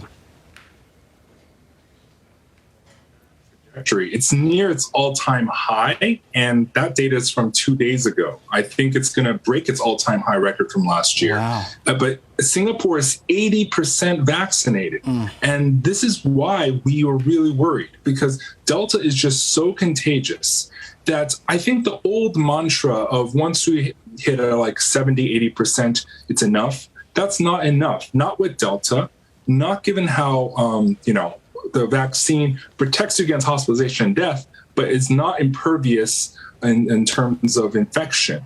And it reduces reinfection, but not enough. This is why you have to do with multi-layer strategy. And too many countries are relying on let's get to that high 80% and then not worry about it. Clearly, Singapore, which is one of the most rigorous and stringent testing countries in the world, shows that relying on just simply 80% vaccination is not enough. You have to do more multi-layered. That's what our modelling's shown. You have to keep the restrictions in place, the mask wearing, the social distancing. What's the situation in Denmark?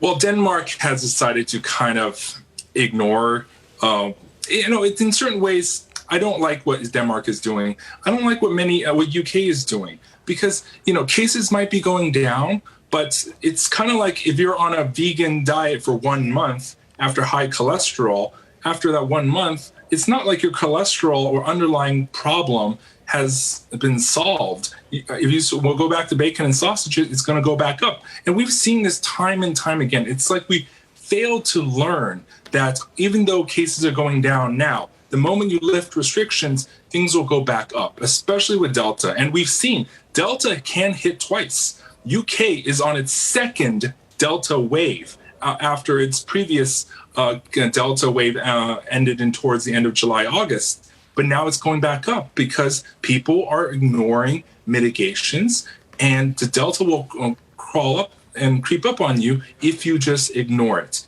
And I think people are just not appreciating just generally airborne transmission. People are still going into elevators and going to restaurants and bathrooms thinking, oh, I don't see anyone near me, I can take my mask off. That's not how it works. It's an airborne virus. It stays airborne for long periods of time. Doctor, I think as a species we need the other side of the coin, something to cling to. Which countries are performing best? Well, I think Taiwan has done really, really well. Obviously, Vietnam has done amazingly well because they are very strict in testing, contact tracing as quickly as possible. And mask wearing culture is very high.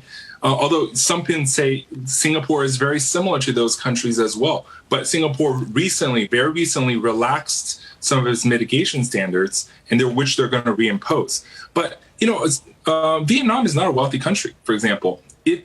It's not one of those high-income countries that can afford everything under the sun. So I think you need to look at how strict in mitigation are you. And by mitigation, I don't mean lockdowns. I mean other things of testing and quarantining people as quickly as possible and teaching people it's an airborne virus. And just quickly, how's Australia doing? How do we open up? Well, Australia, obviously, we can all read the graphs. The cases are going up in New South Wales. Although Queensland, the cases are pretty low. You don't need me to tell you that. But I think it depends on the regional premiers. I think it makes a big difference of how you approach the virus. And if you fail to trace, you fail to quarantine, you fail to do other mitigations on top of masks, then you're going to run into problems. So I'm hopeful for Australia. You guys will pull out of this before you hit a U.S. Florida level pandemic, because no one wants to be Florida right now. No, you're absolutely right. Epidemiologist Dr. Eric Fiegelding, thank you very much for your time this morning. Thank you. Here's Eddie. Thank you very much, Matt. First is some breaking news. Prime Minister Scott Morrison has touched down in New York ahead of high-level talks with world leaders. He'll meet with US President Joe Biden later today. Victoria's daily COVID figures have just been released. 603 new infections. That is a new record for this outbreak. And sadly, one more death has also been reported. Police in Melbourne are bracing for further protests this morning. Angry tradies threatening further action around 10 o'clock this morning after yesterday's violent clash. Australians are waiting to hear when the Pfizer jab will be rolled out to young kids after the drug giant announced it is safe for children aged 5 to 11. And Queensland will experience 4 seasons in one day. There are warnings of severe fire danger, gusty winds, thunderstorms and even the chance of snow in some parts today.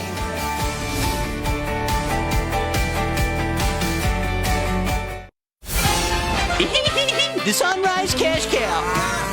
Nat, it is time to call our lucky cash cow winner. There is 10 grand up for grabs. They just have to answer within 3 rings to claim the money. She's got a chubby little paws on that phone. We're calling Neith.